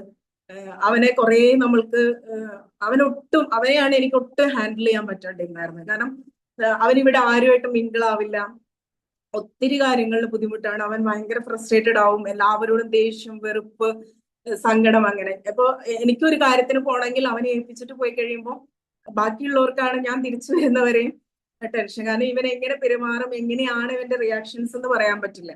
അതിൽ നിന്നൊക്കെ ഒത്തിരി മാറി എന്റെ മക്കളിൽ നിന്ന് ദൈവകൃപയാല് നല്ല എന്താ പറയാ, തമ്പുരാനോട് അടുത്ത് ജീവിക്കുന്ന. ഇന്ന് എന്റെ മോൻ അവനോട് അവന്റെ അപ്പ എവിടെയെന്ന് ചോദിച്ചാൽ പറയാ ഈശോയുടെ അടുത്താണെന്ന് പറയും. അത്രത്തോളം നന്നായിട്ട് എന്റെ മോൻ ആയിട്ടുണ്ടെങ്കിൽ അത് പരിശുദ്ധാത്മ ശക്തി കൊണ്ട് ഒന്നുകൊണ്ട് മാത്രമാണ്. നമ്മൾ പ്രാർത്ഥിച്ച് നമ്മുടെ മക്കളെ ഈശോയ്ക്ക് വിട്ടുകൊടുത്തു കഴിയുമ്പോൾ ആ ഈശോയിൽ നിന്ന് അവരിലേക്ക് നിറയുന്ന പരിശുദ്ധാത്മാവിനാൽ അവർ നയിക്കപ്പെട്ടോളും. അവരെ കുറിച്ച് ഒരാകുലതയും വേണ്ട എന്നുള്ളത് എന്റെ ജീവിതം കൊണ്ട് ഞാൻ പഠിച്ച കാര്യങ്ങളാണ്. ഞാൻ നാട്ടിൽ വന്നപ്പോൾ എനിക്ക് ഏറ്റവും കൂടുതൽ ടെൻഷൻ ഉണ്ടായിരുന്നത് ഞാൻ ഇവരെയും കൊണ്ട് എങ്ങനെ മുന്നോട്ട് പോകും എന്നുള്ളതായിരുന്നു. കാരണം നമുക്ക് നാട്ടിൽ പരിചയമായിട്ടില്ല. ഹസ്ബൻഡിന്റെ വീടിന്റെ അവിടെയാണ് ഞങ്ങൾ വീട് വാങ്ങിച്ചിട്ടുണ്ടായിരുന്നത്. അപ്പൊ ഞാൻ ഇവിടെ ഒട്ടും നിന്നിട്ടില്ലാത്തൊരു സ്ഥലമാണ്. അപ്പൊ എനിക്ക് അത്ര പരിചയമില്ല എങ്ങനെ മുന്നോട്ട് പോകും. പക്ഷെ ഓരോ കാര്യങ്ങളിലും, അത് കഴിഞ്ഞ് ഇവിടുത്തെ ഓരോ ഒഫീഷ്യൽസിൽ പോയിട്ട് നമ്മൾ ഓരോ പേപ്പർ വർക്കിന് പോകുമ്പോഴും ഒക്കെ ധൈര്യമായിട്ട് മുന്നോട്ട് പോകാനും ഓരോ കാര്യങ്ങൾ ചെയ്യാനുമായിട്ട് എനിക്ക് ഒത്തിരി സഹായിച്ചിട്ടുണ്ട് തമ്പുരാൻ. കാരണം എന്നെ നടത്തിയത് മുഴുവൻ ദൈവമാണ്. ഓരോ കാര്യങ്ങളിലും ഓരോ തീരുമാനങ്ങൾ എടുക്കുമ്പോഴും തെറ്റാതെ, നമ്മള് ആ ഒരു സമയത്തൊക്കെ നമ്മൾ ഒത്തിരി ഫ്രസ്ട്രേറ്റഡ് ആണ്. നമുക്കറിയാം നമ്മൾ ഏറ്റവും ദേഷ്യത്തിൽ നിൽക്കുമ്പോൾ എടുക്കുന്ന തീരുമാനം ഒട്ടും തന്നെ ശരിയാവില്ല. നമ്മൾ ശാന്തമായിട്ട് ഇരുന്ന് ആലോചിച്ച് നമ്മളൊരു തീരുമാനം എടുത്താലേ അത് നമ്മുടെ ജീവിതത്തിന് ഉതകുന്ന രീതിയിലാവുള്ളൂ. അപ്പൊ ഞാൻ വന്നിരിക്കുന്ന ഒരു സാഹചര്യം എന്ന് പറഞ്ഞാൽ ഭയങ്കര ഫ്രസ്ട്രേറ്റഡ് ആണ്, ടെൻഷനാണ്, എന്ത് ചെയ്യണം എന്നറിയില്ല, ചുറ്റുമുള്ളവരുടെ പറച്ചിലുകള്, ഓരോ കാര്യങ്ങള്, ഒത്തിരി അഭിപ്രായങ്ങള്, ഒത്തിരി നിർദ്ദേശം. അതിന്റെ ഇടയിൽ നിന്നുകൊണ്ട് ഞാൻ എനിക്കായി തന്നെ നിന്നുകൊണ്ട് ഒരു തീരുമാനം എടുക്കണം. അത്രയും സ്റ്റേണായി നിന്നുകൊണ്ട് ഒരു തീരുമാനം എടുക്കണം. അതിൽ പലരെയും വെറുപ്പിക്കേണ്ടി വരും, പലർക്കും നമ്മളോട് ദേഷ്യം തോന്നും, പലരും കുറ്റപ്പെടുത്താനുണ്ടാവും. അപ്പൊ ഇതിന്റെ എല്ലാം ഇടയിൽ നിന്ന് നല്ലൊരു തീരുമാനം എടുക്കാനും ഇന്നീ കാണുന്ന ഞാനായിട്ട് മാറാനും ഒക്കെ എനിക്ക് കഴിഞ്ഞിട്ടുള്ളത് ദൈവശക്തിയാൽ മാത്രമാണ്. നമ്മള് ഇന്ന് കേട്ട പാട്ടിൽ പറയണ പോലെ സ്നേഹാഗ്നി പോലെ ജ്വലിച്ച് നമ്മുടെ ഉള്ളിൽ ലയിച്ചു കിടക്കുന്നതാണ് പരിശുദ്ധാത്മാവ്. ആ പരിശുദ്ധാത്മാവിനെ ജ്വലിപ്പിക്കാനായിട്ട് നമുക്ക് സാധിക്കണം. നമ്മുടെ ഉള്ളിൽ തന്നെയുള്ള പരിശുദ്ധാത്മാവിനെ പുറത്തേക്ക് കൊണ്ടുവരാൻ നമ്മൾ ശ്രമിച്ചാലേ നമുക്ക് സാധിക്കുള്ളൂ. ആ ഒരു സമയത്തൊക്കെ ഒത്തിരി പേര് എന്റെ കൂടെ നിന്ന് എനിക്ക് വേണ്ടി പ്രാർത്ഥിച്ചവരും അച്ഛന്മാരായിട്ടും സിസ്റ്റേഴ്സായിട്ടും ഒക്കെ ഒത്തിരി പേര് എനിക്ക് മോട്ടിവേഷൻ തന്ന് എന്റെ ചുറ്റും ഒരു ദൈവീക ലോകം എന്ന് പറയാൻ പറ്റും. അതുപോലെ തീർത്തിട്ടുണ്ട്. മാലാഖ വൃന്ദങ്ങൾ നമ്മളെ കാത്തു പരിപാലിക്കുന്ന പറയില്ലേ, അതുപോലെ കൊണ്ടു നടന്ന് എന്നെ പരിപാലിച്ചത് കൊണ്ട് മാത്രമാണ് എനിക്ക് എൻ്റെ ഉള്ളിൽ ഈശോയെ തിരിച്ചറിയാനും എൻ്റെ ഈശോ എനിക്ക് നൽകിയ പരിശുദ്ധാത്മാവിന് എനിക്ക് എന്തും ചെയ്യാൻ സാധിക്കും. എനിക്ക് ഒന്നിനെക്കുറിച്ചും പേടി വേണ്ട, ആകുലത വേണ്ട, മുന്നിലേക്കുള്ളതെല്ലാം നിന്റെ ദൈവം നടത്തിക്കോളും. അതായത് നമ്മുടെ ജീവിതത്തിൽ എന്ത് നടന്നാലും പ്രതിസന്ധികളും പ്രലോഭനങ്ങളും എല്ലാം വരും. കൊടുങ്കാറ്റ് ആഞ്ഞടിക്കുന്ന പോലെ തന്നെ നമ്മുടെ ജീവിതത്തിൽ ഉണ്ടാവും. പക്ഷെ ഇതിലൊക്കെ നമ്മൾ അനുഭവിച്ചറിഞ്ഞ ഈശോയെ മുറുകെ പിടിക്കുമ്പോൾ, നമ്മളിലുള്ള പരിശുദ്ധാത്മാവ് നിറഞ്ഞു കഴിയുമ്പോൾ നമുക്കൊരു ധൈര്യവും ശക്തിയും വരും. ശിഷ്യന്മാരിൽ പരിശുദ്ധാത്മാവ് നിറഞ്ഞു കഴിഞ്ഞപ്പോഴല്ലേ അവരുടെ ആകുലതയും വിക്കും എല്ലാം പോയി ആരോടും എന്തും ഈശോയെ കുറിച്ച് പറയാനായിട്ട് അവർക്കുള്ള ധൈര്യവും ഒക്കെ കിട്ടി. അതുപോലെ നമ്മുടെ ജീവിതത്തിൽ നമുക്കും സാധിക്കും. പരിശുദ്ധാത്മാവിനെ നിറഞ്ഞു കഴിയുമ്പോൾ, ഈശോയെ അറിഞ്ഞു കഴിയുമ്പോൾ ആ ഈശോയെ പകർന്നു കൊടുക്കാനും നമ്മുടെ ജീവിതത്തിൽ ഉണ്ടാകുന്ന എല്ലാത്തിനെയും ഒരു പ്രതിബന്ധങ്ങളും ഇല്ലാതെ നേരിടാനും ഈശോ ആണ് എനിക്കിത് തന്നത്, ഈശോ അറിയാതെ എന്റെ ജീവിതത്തിൽ ഒന്നും നടക്കുന്നില്ല എന്നുള്ള ഉറച്ച ബോധ്യമൊക്കെ നമുക്ക് വന്നോളും. ഇന്ന് നിങ്ങള് നമ്മുടെ സഭയുടെ കുഞ്ഞുമക്കളെ, സഭയുടെ മുന്നിലേക്ക് വരേണ്ട മക്കളെ പഠിപ്പിച്ചുകൊണ്ടിരിക്കുന്ന ടീച്ചേഴ്സാണ്. നിങ്ങളുടെ മുമ്പിൽ എത്തുന്ന എല്ലാ കുട്ടികളിലും ഈശോ ഉണ്ട്, അവരും പരിശുദ്ധാത്മാവിനാൽ നിറഞ്ഞവരാണ്. അവരിൽ കുറവുകൾ ഉണ്ടാവും, നിറവുകൾ ഉണ്ടാവും, എല്ലാം ഉണ്ടാവും. പക്ഷെ അതൊക്കെ കണ്ടുപിടിക്കാനും അവരെ കൂടുതൽ ഈശോയിലേക്ക് അടുപ്പിക്കുവാനും നിങ്ങൾക്ക് എല്ലാവർക്കും സാധിക്കണം. അതിന് നമ്മള് ഈശോയെ അറിഞ്ഞ് നമ്മളിലുള്ള പരിശുദ്ധാത്മാവിനെ നമ്മള് ഉത്തേജിപ്പിച്ചാൽ മാത്രമേ, ആ പരിശുദ്ധാത്മാവിനാൽ നമ്മൾ ഉണർന്നാൽ മാത്രമേ നമുക്ക് വേറൊരാൾക്ക് അത് കൊടുക്കാൻ പറ്റുള്ളൂ. അല്ലെ, പരിശുദ്ധ അമ്മ പരിശുദ്ധാത്മാവിനാൽ നിറഞ്ഞത് കൊണ്ടാണ് ആ അമ്മയുടെ അടുത്തേക്ക് വരുന്നവർക്കൊക്കെ ആ ഒരു സ്നേഹത്തിന്റെ അനുഭവം, അല്ലെ, എലിശയുടെ ഉദരത്തിലിരുന്ന് ശിശു കുതിച്ച് ചാടിയതൊക്കെ ആ പരിശുദ്ധാത്മാവിന്റെ ശക്തി കൊണ്ടാണ്. അപ്പൊ നമ്മളിലും ആ പരിശുദ്ധാത്മാവിന് നിറയുമ്പോഴാണ് നമുക്കത് മറ്റുള്ളവരിലേക്ക് കൊടുക്കാനായിട്ട് സാധിക്കുള്ളൂ. അപ്പൊ ആദ്യം നമ്മളാണ് ഒന്ന് ടോംചേട്ടൻ പറഞ്ഞ പോലെ നില ഒരുക്കി എല്ലാം ഒരുക്കി നമ്മളിൽ നിറയണം. ആദ്യം നിറഞ്ഞു കഴിയുമ്പോൾ നമുക്കത് മറ്റുള്ളവർക്ക് കൊടുക്കാനായിട്ട് സാധിക്കും. ഇന്ന് നമ്മുടെ തലമുറ ഈശോയെ അറിയാനോ ഈശോയെ കുറിച്ച് പഠിക്കാനോ അല്ലെങ്കിൽ പള്ളിയിൽ വരാനോ പള്ളിയുടെ കാര്യങ്ങളിലേക്ക് കൂടുതൽ എടുക്കാനോ ഒന്നും താല്പര്യമില്ലാത്ത ഒരു തലമുറയായിട്ട് മാറിക്കൊണ്ടിരിക്കുന്ന കാലഘട്ടമാണ്. ആ കുഞ്ഞു കരങ്ങളിൽ കഴിഞ്ഞ ദിവസം ചേച്ചിമാരൊക്കെ പറഞ്ഞ പോലെ തന്നെ നമ്മുടെ കയ്യിലിരിക്കുന്ന ഒരു മോൾഡാണ്, അല്ലെ, നമ്മുടെ ഈ 1ാം ക്ലാസ്സിലെ നഴ്സറിയിലൊക്കെ ചേരുന്ന കുട്ടികൾ നമ്മുടെ കയ്യിലിരിക്കുന്ന ഒരു ക്ലേ മോഡലിംഗ് ചെയ്യുന്നതിലത്തെ ക്ലേ ആണ്. അതിനെ എങ്ങനെ വേണമെങ്കിലും മാറ്റിയെടുക്കാനായിട്ട് നമുക്ക് സാധിക്കും. അപ്പൊ ആ ഒരു ക്ലേ മോഡൽ പോലെയുള്ള ആ കുഞ്ഞിനെ ഒരുക്കിയെടുക്കാനായിട്ട് ഒരുങ്ങി വന്നിരിക്കുന്ന, അല്ലെങ്കിൽ അതിന് ഉത്തരവാദിത്തപ്പെട്ടവരാക്കി ദൈവം വിളിച്ച വ്യക്തികളാണ് നമ്മൾ ഓരോരുത്തരും, ടീച്ചേഴ്സ് ആയിട്ടുള്ള നിങ്ങൾ ഓരോരുത്തരും ഒക്കെ. അപ്പൊ അവരെ ഒക്കെ നന്നായി മോൾഡ് ചെയ്ത് ഈശോയുടെ മക്കളായി, ദൈവമക്കളായി വിശുദ്ധിയിൽ വളരാൻ, ദൈവകൃപയാൽ നിറഞ്ഞ് ദൈവാഗ്നിയാൽ നിറഞ്ഞ് മറ്റുള്ളവരിലേക്കും ആ അഗ്നി ജ്വലിപ്പിച്ച് മറ്റുള്ളവരിലേക്കും പകർന്നു കൊടുക്കാനായിട്ട് അവരെ സഹായിക്കാനൊക്കെ നിങ്ങൾ എല്ലാവരെയും ദൈവം അനുഗ്രഹിക്കട്ടെ എന്ന് പ്രാർത്ഥിക്കുന്നു. ആമേൻ. Thank you aunty. പരിശുദ്ധാത്മാവിനെ കുറിച്ച് വചനത്തെ ആസ്പദമാക്കി സ്ലൈഡ് പ്രസന്റേഷന് ജോജോ തോമസ് അങ്കിളിനെ ക്ഷണിക്കുന്നു.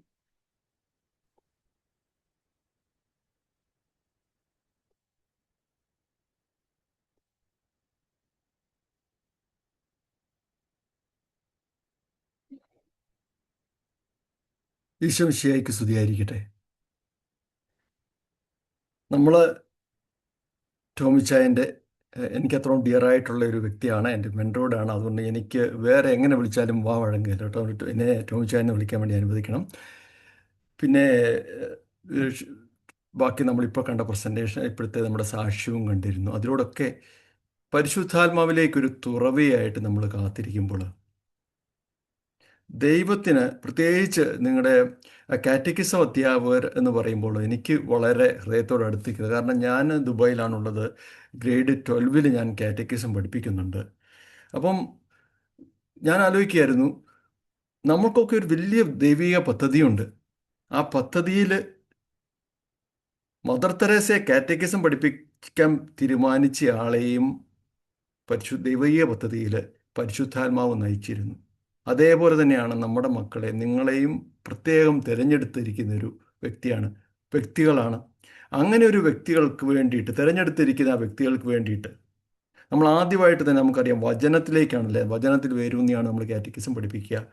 അപ്പോൾ അവിടെ ആ വചനത്തിൽ നമ്മൾ കാണുന്നത് എന്താണ്? ദൈവത്തിൻ്റെ ലവ് ലെറ്റർ എന്ന് പറയുന്ന വചനത്തിൽ ഉൽപ്പത്തി 1:2, അതായത് ഭൂമി രൂപരഹിതവും ശൂന്യവുമായിരുന്നു അവിടം തൊട്ട് വെളിപാട് 22:17 വരെ ദാഹിക്കുന്നവൻ വരട്ടെ, ആഗ്രഹമുള്ളവൻ ജീവൻ്റെ ജലം സൗജന്യമായി സ്വീകരിക്കട്ടെ എന്ന് പറയുന്നത്. ഈ എൻഡ് ടു എൻഡ് നമ്മൾ പരിശുദ്ധാത്മാവിൻ്റെ സാന്നിധ്യം നിറഞ്ഞു നിൽക്കുന്നതായിട്ട് കാണാം.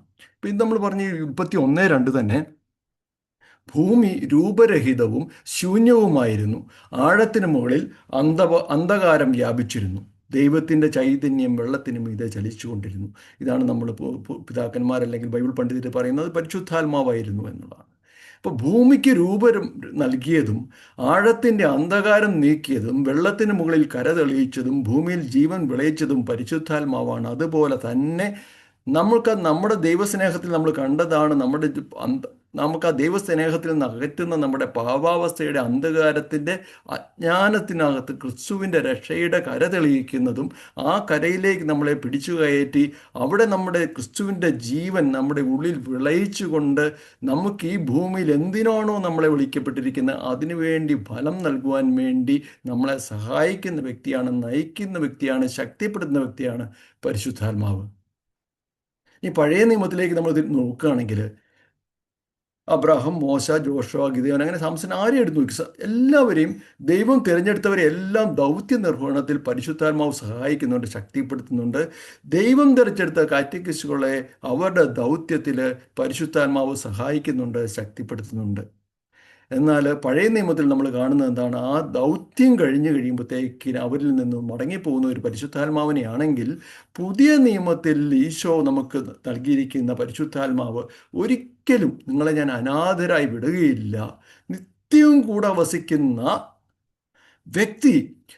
ഇത് ടോമിച്ചാൻ എടുത്ത് പറഞ്ഞു വ്യക്തി എന്നുള്ള ഇതിനകത്ത് എന്താ ഗുണം? ഒരു വ്യക്തിയാണെങ്കിൽ മാത്രമേ എനിക്ക് അവിടെ ഒരു സംസാരത്തിന് പരിശുദ്ധാത്മാവെ ഞാനിപ്പോൾ എന്താ ചെയ്യണ്ടേ, അല്ലെങ്കിൽ ആ വ്യക്തി പറയുന്നത് എനിക്കൊന്ന് കേൾക്കാൻ പറ്റുള്ളൂ. അപ്പോൾ ആ വ്യക്തി അതുപോലെ തന്നെ ടോമിച്ചാനും പറഞ്ഞിരുന്ന കാര്യം നമുക്ക് ആ ബന്ധമാണ്, പരിശുദ്ധാത്മാവ് ഉള്ളിലുണ്ട്, നമുക്ക് ആ ബന്ധമാണ്.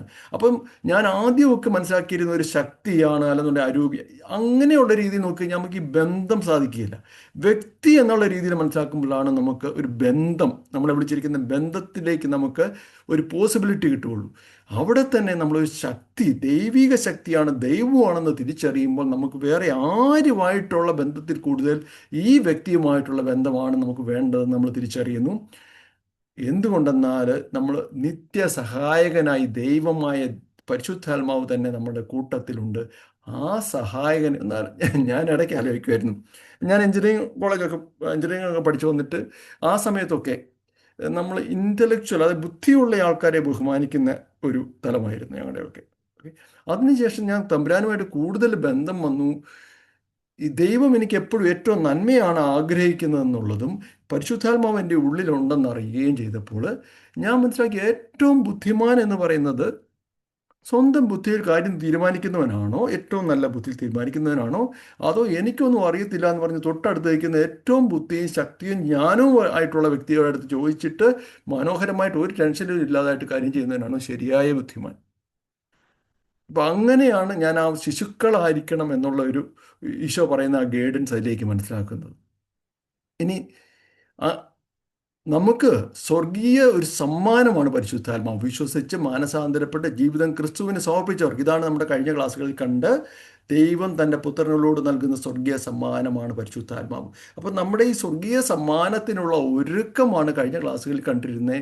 ദൈവസ്നേഹത്തിൽ ഇങ്ങോട്ട് പാപാവസ്ഥയിൽ നിന്ന് ഈശോ കുരിശിൽ മരിച്ച് നമ്മളെ രക്ഷിച്ചതിൽ ആ പ്രത്യുത്തരം നൽകി നമ്മൾ സറണ്ടർ ചെയ്യുമ്പോൾ. അപ്പോൾ ഇതിനകത്ത് ടോമിച്ചാനൊക്കെ പറഞ്ഞ ഒരു കാര്യം നമ്മൾ വ്യക്തമായിട്ട് ഓർക്കുക, ഇത് നമ്മൾ എന്തെങ്കിലും കുറെ കൂടെ നമ്മൾ ചെയ്തിട്ട് കാരണം അത് പാപാവസ്ഥയാണ്. ദൈവം എന്നെ അകറ്റുന്ന ഒരു പാപാവസ്ഥ ചിന്തിക്കുകയാണ്, ഞാൻ ഇത്രയും കാര്യം ചെയ്താലേ എനിക്ക് പരിശുദ്ധാത്മാവിനെ കിട്ടുള്ളൂ. അതിൽ കൂടുതൽ എല്ലാ രക്ഷയും നൽകി സൗജന്യദായമായ പരിശുദ്ധാത്മാവിനെ നമുക്ക് ലഭിക്കുവാൻ വേണ്ടി നമ്മൾക്ക് വേണ്ടത് സമർപ്പണമാണ്. ശരിക്കും പറയുകയാണെങ്കിൽ കയ്യിൽ എന്തെങ്കിലും എടുത്തു പിടിക്കുകയല്ല വേണ്ടത്, കയ്യിലുള്ള സാധനങ്ങൾ താഴേക്കിട്ട് കൈ എംറ്റി ആക്കുകയാണ് വേണ്ടത്. ഈശോ പറയുന്നു, ഈശോയുടെ വലിയൊരു വാഗ്ദാനമാണ് അല്ലേ, ഞാൻ നിങ്ങളെ അനാഥരായി വിടുകയില്ല. യോഹന്നാൻ 14:17 പറയുന്നു. അപ്പോൾ ശിഷ്യന്മാരെ ഒരുക്കുന്ന അവളെ ദൈവം ഈശോ നൽകിയ വാഗ്ദാനമാണ്. ഒന്ന് പരിശുദ്ധാത്മാവിനെ തരും, രണ്ടാമത് നിങ്ങളെ ഞാൻ അനാഥരായി വിടുകയില്ല. അതേപോലെ നിങ്ങൾ അവനെ അറിയുന്നു, കാരണം അവൻ നിങ്ങളോട് വസിക്കുന്നു, നിങ്ങളിൽ ആയിരിക്കുകയും ചെയ്തു. ഈശോയുടെ വചനമാണ്. നമുക്ക് യാതൊരു കാരണവശാലും നമുക്ക് ഡൗട്ടിൻ്റെ ആവശ്യമില്ല. പരിശുദ്ധാത്മാവ് നമ്മുടെ ഉള്ളിലുണ്ടോ ഇല്ലയോ എന്നുള്ള. ഇനി നമുക്കതൊരു അറിവില്ല അല്ലെങ്കിൽ അനുഭവിക്കുന്നില്ലെങ്കിൽ അതിൻ്റെ അർത്ഥം അതില്ല എന്നുള്ളതല്ല, നമുക്ക് ആ ജ്ഞാനവും അനുഭവവും ലഭിച്ചിട്ടില്ല എന്ന് മാത്രമേ ഉള്ളൂ. പരിശുദ്ധാത്മാവ് നമ്മുടെ ഉള്ളിൽ തന്നെയുണ്ട്. ഇനി യോഹന്നാൻ്റെ സുവിശേഷത്തിലേക്ക് ഒന്ന് നോക്കിയേ. ഞാൻ പിതാവിനോട് അപേക്ഷിക്കുകയും എന്നേക്കും നിങ്ങളോട് കൂടി ആയിരിക്കുവാൻ മറ്റൊരു സഹായനെ അവിടെ നിങ്ങൾക്ക് തരികയും ചെയ്യും. യോഹന്നാൻ 14:16 പറയുന്നു. അതുപോലെ 14:26 ഈശോ പറയുന്നത്, എൻ്റെ നാമത്തിൽ പിതാവ് അയക്കുന്ന സഹായകനായ പരിശുദ്ധാത്മാവ് എല്ലാ കാര്യങ്ങളും നിങ്ങളെ പഠിപ്പിക്കുകയും ഞാൻ നിങ്ങളോട് പറഞ്ഞിട്ടുള്ളതെല്ലാം നിങ്ങളെ അനുസ്മരിപ്പിക്കുകയും ചെയ്യും. എല്ലാ കാര്യം എന്ന് പറഞ്ഞു കഴിഞ്ഞാൽ ലൗകികവും ആത്മീയവും എല്ലാ കാര്യവും. ഞാൻ ചെറിയൊരു കാര്യം പറയും. ഞാൻ ഒരു IT-യുടെ പ്രൊജക്ട് മാനേജ്മെൻറ്റ് ഓഫീസിൽ ഹെഡായിട്ടാണ് വർക്ക് ചെയ്യുന്നത്, ഒരു ബാങ്കിൽ. അപ്പം ഞാനൊരു അക്കൗണ്ടൻ്റ് അങ്ങനെയൊന്നുമല്ല. പക്ഷേ എനിക്ക് കുറച്ച് മാൻഡേറ്റ്സും പ്രൊജക്റ്റ് കാര്യങ്ങളെല്ലാം കൂടെ ഒന്ന് റീകൺസിഡർ ചെയ്യണം. വളരെ അത്യാവശ്യമാണ്. നാളെ അത് കൊടുത്തേ പറ്റൂ. ഞാനൊരു 5-6 മണിക്കൂർ വർക്ക് ചെയ്തിട്ടും ഇത് ഫൈനൽ ഫിഗർ അങ്ങോട്ട് റീകൺസൈൽ ആകുന്നില്ല. അപ്പോൾ അവസാനം നിർത്തിയപ്പോൾ പെട്ടെന്ന് എന്ത് ചെയ്യണം എന്ന് ചോദിക്കുമ്പോൾ പരിശുദ്ധാത്മാവ് ഒന്ന് കുറച്ച് നേരം സ്തുതിച്ച് പ്രാർത്ഥിക്കാൻ. അപ്പോൾ ഞാൻ അങ്ങനെ കുറച്ച് നേരം സ്തുതിച്ച് പ്രാർത്ഥിച്ചുകൊണ്ടിരുന്ന പ്രാർത്ഥന കഴിയുന്ന സമയത്ത് എനിക്ക് ഇങ്ങനെ ആത്മാവ് കാണിച്ചു തരികയാണ്, ഇന്ന ഫിഗേഴ്സിലാണ് ഈ പ്രശ്നം കിടക്കുന്നത്. ഞാൻ ഒരിക്കലും ചിന്തിക്കുന്ന ഒരു ഏരിയ അല്ല, ആ ഫിഗേഴ്സിലാണ് പ്രശ്നം, അവിടെ പോകുന്നു, അത് കറക്റ്റ് ചെയ്യും. അപ്പോൾ അങ്ങനെ ജീവിതത്തിലെ നോർമൽ കാര്യം തൊട്ട് ശരിക്കും പറയുകയാണെങ്കിൽ ആത്മീയ കാര്യങ്ങളാണ് ഏറ്റവും കൂടുതൽ പഠിപ്പിക്കേണ്ടത്. ഞാൻ ഈയിടെ ജീസസ് യൂത്തിൽ ഞങ്ങൾ ഇവിടെ ഉണ്ട്. അപ്പോൾ ജീസസ് യൂത്തിൻ്റെ ഒരു സെഷനായിരുന്നു മാനുഷിക ലൈംഗികത. അത് ശരിക്കും പറയുകയാണെങ്കിൽ അറിയാലോ, ആത്മാവിൽ മാത്രം എടുക്കേണ്ട ഒരു ക്ലാസ്സാണ്. അപ്പോൾ ആ ക്ലാസ്സിൽ പഠിപ്പിക്കുമ്പോൾ അതിനകത്ത് ഒരു ലൈനാണ്, സ്ത്രീപുരുഷ സ്നേഹമായ യൂറോസ് എന്നിന് ദൈവത്തിൽ നിന്ന് ഉത്ഭവിച്ചിരിക്കുന്നതിനാൽ അത് ദൈവത്തിലേക്ക് ഉയരാനുള്ള ഒരു വാസനയുണ്ട്. ഇതെനിക്ക് വായിച്ചിട്ട് എന്താണെന്ന് മനസ്സിലാകുന്നില്ല. അന്നത്തെ രാവിലെ ഞാൻ രാവിലെ എഴുന്നേറ്റ് ബെഡിൽ കിടക്കുമ്പോൾ പെട്ടെന്ന് ഞാൻ അതിനോട് സംബന്ധിച്ച് നമ്മുടെ കോളേജിലെ എൻ്റെ കാര്യങ്ങളും അങ്ങനെ കുട്ടികളും അങ്ങനെ ആകർഷണം അതൊക്കെ ഞങ്ങൾ സംസാരിച്ചാണ് വൈഫായിട്ട്, അതിനെക്കുറിച്ചൊക്കെ ചിന്തിക്കുന്നു. അപ്പോൾ പെട്ടെന്ന് ഞാൻ അത് എൻ്റെ വൈഫ് കൊച്ചിൻ്റെ അങ്ങേപ്പുറത്ത് കിടക്കുന്ന വൈഫിൻ്റെയൊക്കെ ഒരു സ്നേഹം, ദൈവമേ ഇവളെ തന്നതിൽ, അതായത് സ്ത്രീ പുരുഷ സ്നേഹത്തിലേക്ക് ഇവളെ തന്നതിൽ നന്ദി പറയുന്നു. ഞാൻ ആ സ്നേഹം എൻ്റെ ഹൃദയത്തിൽ നിറയും. അതിൽ നിന്ന് ഞാൻ ശരിക്കും പരിശുദ്ധാത്മാവിലേക്ക് ആ സ്നേഹം അങ്ങ് നിറഞ്ഞു. അപ്പോൾ ശരിക്കും ഒരു മണിക്കൂറൊക്കെ പേഴ്സണൽ പ്രയർ ഇരുന്ന് കഴിഞ്ഞാൽ കിട്ടുന്ന 2-3 കിട്ടുന്ന ദൈവസ്നേഹത്തിൻ്റെ അനുഭവം ശരിക്കും 2-3 മിനിറ്റ് കൊണ്ട് എനിക്ക് ലഭിച്ചു എന്നുള്ളതല്ല. ഞാൻ ആ ക്ലാസ്സിൽ പറഞ്ഞു, നിങ്ങൾക്ക് വേണ്ടി ദൈവം തന്നതാണ്. അപ്പോൾ പരിശുദ്ധാത്മാവ് വ്യക്തമായിട്ട് ആ അനുഭവത്തിലൂടെ എന്നെ പഠിപ്പിക്കുകയായിരുന്നു. ഇനി അടുത്തതായിട്ട് ഞാൻ 1 കൊരിന്തോസ് 1:21-22 പറയുന്നു, ഞങ്ങളെ നിങ്ങളോട് കൂടെ ക്രിസ്തുവിൽ സ്ഥാപിച്ചിരിക്കുന്ന അഭിഷേകം ചെയ്തിരിക്കുന്ന ദൈവമാണ്. അവിടുന്ന് തമ്മിൽ തൻ്റെ മുദ്ര പതിപ്പിക്കുകയും അച്ചാരമായിട്ട് തൻ്റെ ആത്മാവിനെ നമ്മുടെ ഹൃദയങ്ങളിലേക്ക് പകരുകയും ചെയ്തിരിക്കുന്നു. അതായത് അഡ്വാൻസ് ആയിട്ടാണ് നമുക്ക് ദൈവത്തിന് നമ്മളെക്കുറിച്ച് ഒരു പദ്ധതി ഉണ്ടെന്ന് പറയുമ്പോൾ തന്നെ ഒന്നാലോചിച്ചൊക്കെ സ്വർഗത്തിൽ നിന്ന് വരുന്നു, നമ്മൾ സ്വർഗത്തിൽ വരെ എത്തുന്നു. ദൈവം ഉദ്ദേശിക്കുന്ന ആ പദ്ധതിയിൽ ചെയ്ത നല്ല കാര്യങ്ങൾക്ക് വേണ്ടി, അല്ലേ, നന്മ പ്രവൃത്തികൾക്ക് വേണ്ടി സൃഷ്ടിക്കപ്പെട്ടവരാണ് നമ്മൾ. അതിലേക്കെല്ലാം വരുമ്പോൾ ഒരു മുദ്ര നമുക്ക് നൽകിയിരിക്കും. നമ്മൾ അറിഞ്ഞാലും അറിഞ്ഞില്ലേലും നമ്മുടെ ഡെസ്റ്റിനേഷൻ തീരുമാനിക്കപ്പെട്ടു കഴിഞ്ഞു. അത് നമ്മുടെ ദൈവിക പദ്ധതിയിലൂടെ പരിശുദ്ധാത്മാവിൽ നിറഞ്ഞ ദൈവ മക്കളായി സ്വർഗത്തിലെത്തുക എന്നുള്ളതാണ്. ഇനി ആ ഡെസ്റ്റിനേഷൻ വേണ്ടാന്ന് വെക്കുവാൻ ഒരാൾക്ക് മാത്രമേ സാധിക്കുകയുള്ളൂ, അത് നമ്മൾ മാത്രമാണ്. ഒരു സ്വതന്ത്രമായ തീരുമാനമുണ്ട്.